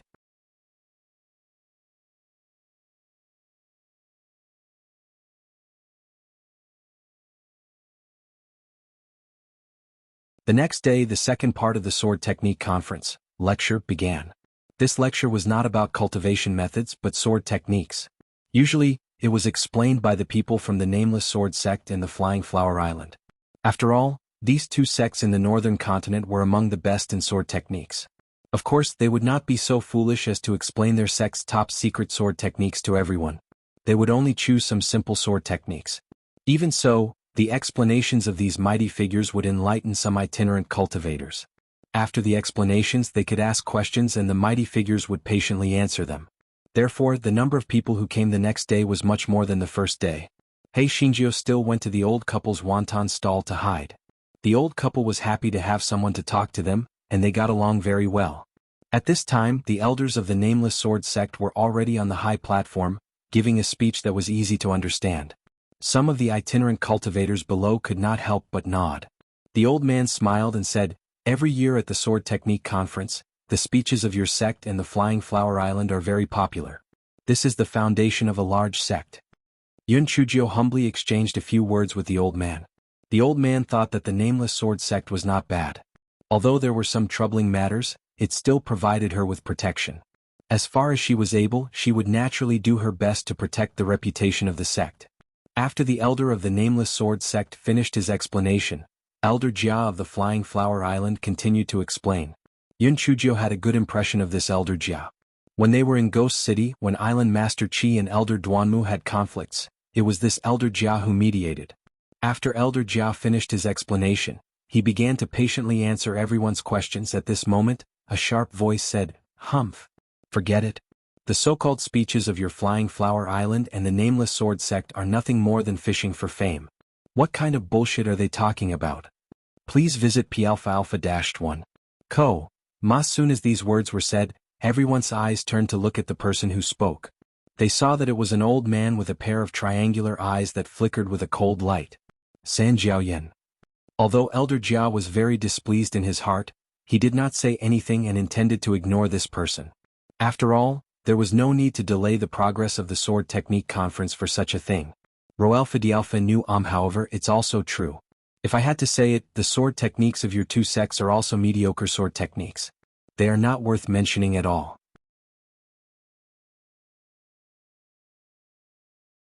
No matter how well-mannered Elder Jia was, he could not stand it anymore. He said coldly, "Who are you? What are your motives for spouting nonsense here?" That person sneered and said, "Don't bother about who I am. I'm telling the truth. Everyone, do you think what I said makes sense? Their Nameless Sword sect and the Flying Flower Island are just treating everyone as fools." Soon someone chimed in, "That's right. When you put it that way, it's true. Every time you talk about sword techniques, it's very ordinary. You even boast that you're from a famous sect. How embarrassing. Right, every time you answer questions you avoid the important points and make light of them. You even say that you'll naturally understand it when your cultivation is higher. Isn't that nonsense? If you don't want to give a real speech, then say it out loud. You're fooling people with those flowery postures. You're really treating us as fools. Forget it, let's stop talking. How can we compete with sects like the Nameless Sword sect and the Flying Flower Island?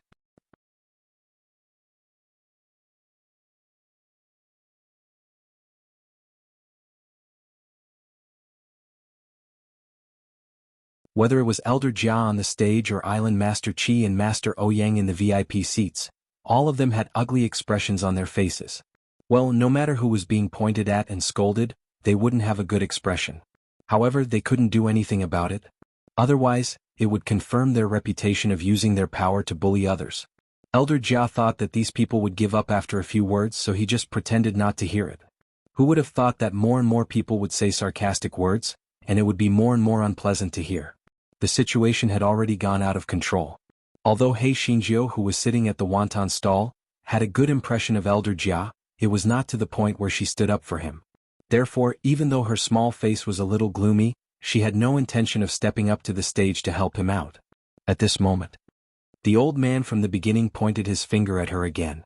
Everyone, these big sects are going too far. Let's not talk about what happened yesterday. That He Hongchuan only stole the limelight from the Nameless Sword sect, but he was killed by that Yin Chuzhou. What kind of unreasonable behavior was this? What kind of vicious heart was this? Their Nameless Sword sect would never allow others to be stronger than them. Once there was someone stronger than them, they would use all sorts of reasons to kill them. If that Yun Chuzhou was killed by He Hongchuan yesterday, would the Nameless Sword sect pretend that nothing had happened? They are relying on the strong to bully the weak. They disregard human lives. As soon as the old man's words left his mouth, many people who thought that they were righteous immediately chimed in. You're right. I wanted to say it yesterday. That Yun Chuzhou is too vicious. Isn't it just a contest of swords? She actually killed He Hongchuan. She's too vicious at such a young age. Also, what ancestral teachings she said are even more unreasonable. If someone offends me, he'll take his dog life? Does she treat everyone else like dogs? I heard that Yun Chuzhou used to be the southern continent's female emperor of Zephyr. A girl actually became some female emperor. One look and you can tell that she's not a decent person. She might have done some shameless things in private. As these words fell into He Xinjius' ears, the killing intent on He Xinjius' body became more and more intense. The old couple was trembling so much that they were like fallen leaves in the wind. Please visit P-alpha-1. Co. MIF she could endure being ridiculed like this, then she would not be He Xinjiu. Yun Chuzhou stood up and was about to leave when the old man asked with concern, Little fairy, what are you going to do?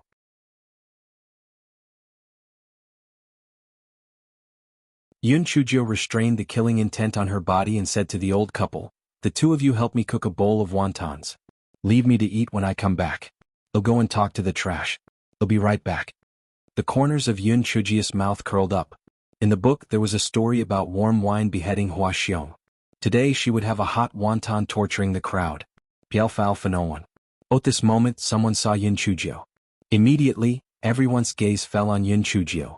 There were also some people who used malicious language to curse. There were even some who threatened to kill the people. Master Ouyang and the others in the VIP seats had a change in expression. They immediately ordered the Nameless Sword sect's disciples to protect Yun Chuzhou, so that she wouldn't really be beaten up by the crowd. They also had some complaints in their hearts. Why was she joining in the fun at this time? Wasn't she deliberately looking for trouble?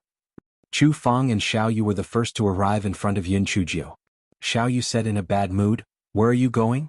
Follow me to the VIP seats and sit down. Yun Chuzhou faintly smiled. What are you going to the VIP seats for? I have a clear conscience, so there's naturally no need to hide. I want to see who dares to touch me.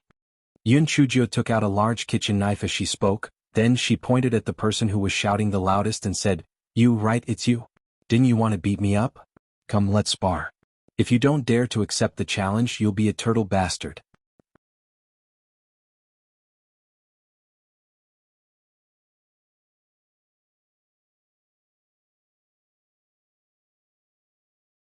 The crowd clearly did not expect Yun Chuzhou to be so arrogant at this point in time. For a moment, it became much quieter. Although the person pointed at by Yun Chuzhou was a little timid, Yun Chuzhou did not dare to do anything to him under the watchful eyes of the crowd. She said arrogantly, It's not that I don't dare to accept the challenge, it's just that I don't want to fight with you. You vicious bitch, sooner or later someone will take care of you. Yun Chuzhou laughed lightly and said, Get out of the way. I'll have a good talk with him.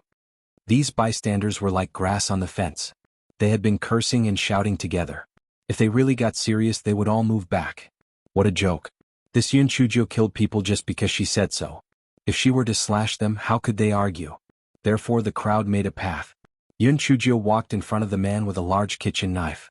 Yun Chuzhou sized up the man and said, Don't say that I'm bullying you. Apologize right now and I'll pretend that nothing happened. Otherwise, I'll bleed you to clear your head. When the man saw that Yun Chuzhou was serious, he immediately became a little timid. However, he still felt that Yun Chujio would not make a move, so he shouted, "Yun Chujio, don't think that you're so great just because you're a disciple of the Nameless Sword sect. Who do you think you are?" Before he could finish his words, Yun Chujio's large kitchen knife was placed on his neck. This person was just an itinerant cultivator. Even if Yun Chujio was just a small fry in the Nameless Sword sect, it was still effortless for her to deal with him.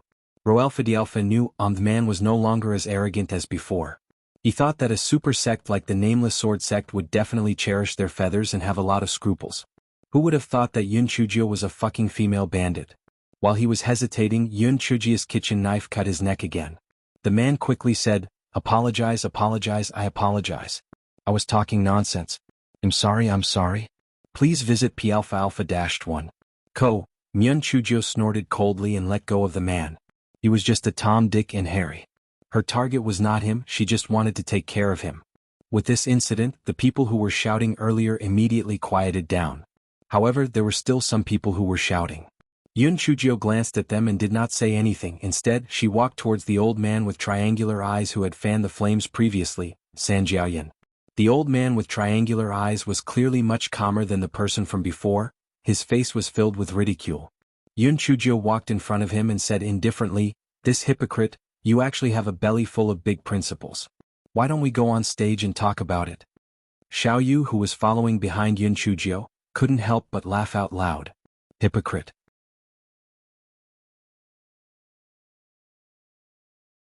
This trash's mouth was really sarcastic. The triangular-eyed old man glanced at Yun Chujio with a gloomy expression and sneered, "This is also good. It's just nice to let the people of the world see the true colors of the so-called famous sects like San Jiaoyan." The crowd automatically opened a path, and Yun Chujio and the triangular-eyed old man jumped onto the high platform one after the other. Elder Jia did not know what Yun Chujio was up to. He looked at Yun Chujio with an inquisitive look. Yun Chujio took out a chair and smiled, "Elder Jia, please sit by the side and wait for me for a while. If this hypocrite can't win against me, he might shamelessly attack me. When the time comes, please help me take care of him and kill him." Elder Jia.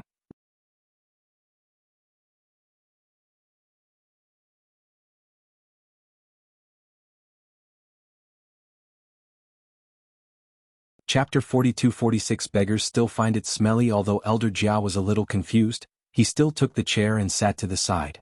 Yun Chujio then said to San Jiaoyan, "Come, hypocrite, repeat what you said just now."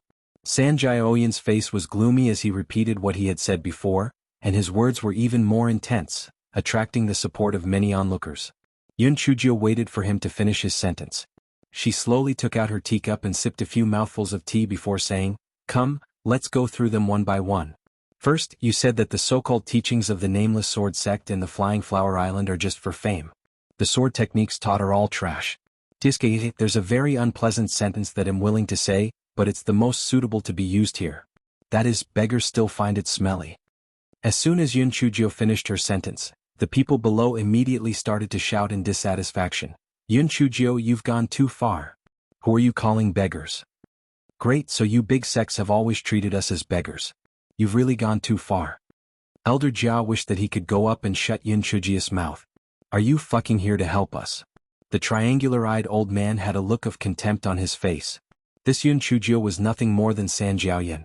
After everyone's voices quieted down slightly, Yun Chujio said indifferently, "Were you all very angry just now? Did you think that my words were very unpleasant? However, the words that you said about our Nameless Sword sect and the Flying Flower Island were several times more unpleasant than this. It was even more chilling than this. We're fishing for fame." Everyone in the northern continent knew about the Nameless Sword sect and the Flying Flower Island. Why would we waste manpower and resources to come here and advertise? Besides, you should all know that even the disciples of our Nameless Sword sect, the sword techniques practiced by the outer disciples, inner disciples and true disciples were all different. This wasn't looking down on anyone. It's not that we look down on outer sect disciples. It's that the higher the level of sword techniques, the higher the requirements for one's aptitude, spiritual power, and comprehension. If we really teach the sword techniques that the inner sect disciples practice to the outer sect disciples, it's not because we look down on them but because we're harming them. If we're not careful, we'll suffer a backlash or even suffer from chi deviation. And although there's no lack of people with high spiritual power, most of them shouldn't be a match for the inner sect disciples of large sects, right? If we were to teach you high-level sword techniques rashly, if you were to go mad or suffer a backlash from your sword techniques, wouldn't we be charged with intentional murder?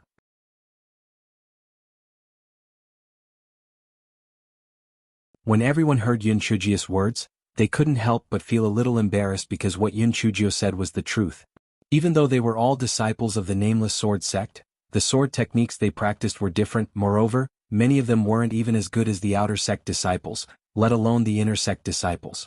Yun Chujio continued, also, even if we don't have those considerations from before, the sect has its own rules.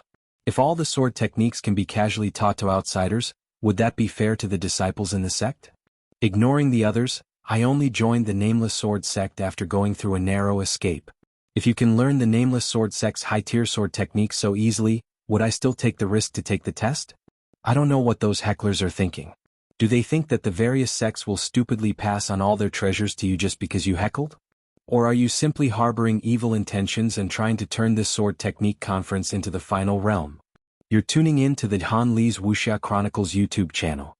We're so grateful for your support, and don't forget to subscribe to join us on this incredible journey through captivating stories. Your generosity through donations truly makes a world of difference, as it's the primary source of revenue that allows me to expand and enhance this channel for you. Thank you from the bottom of my heart for being a part of this adventure.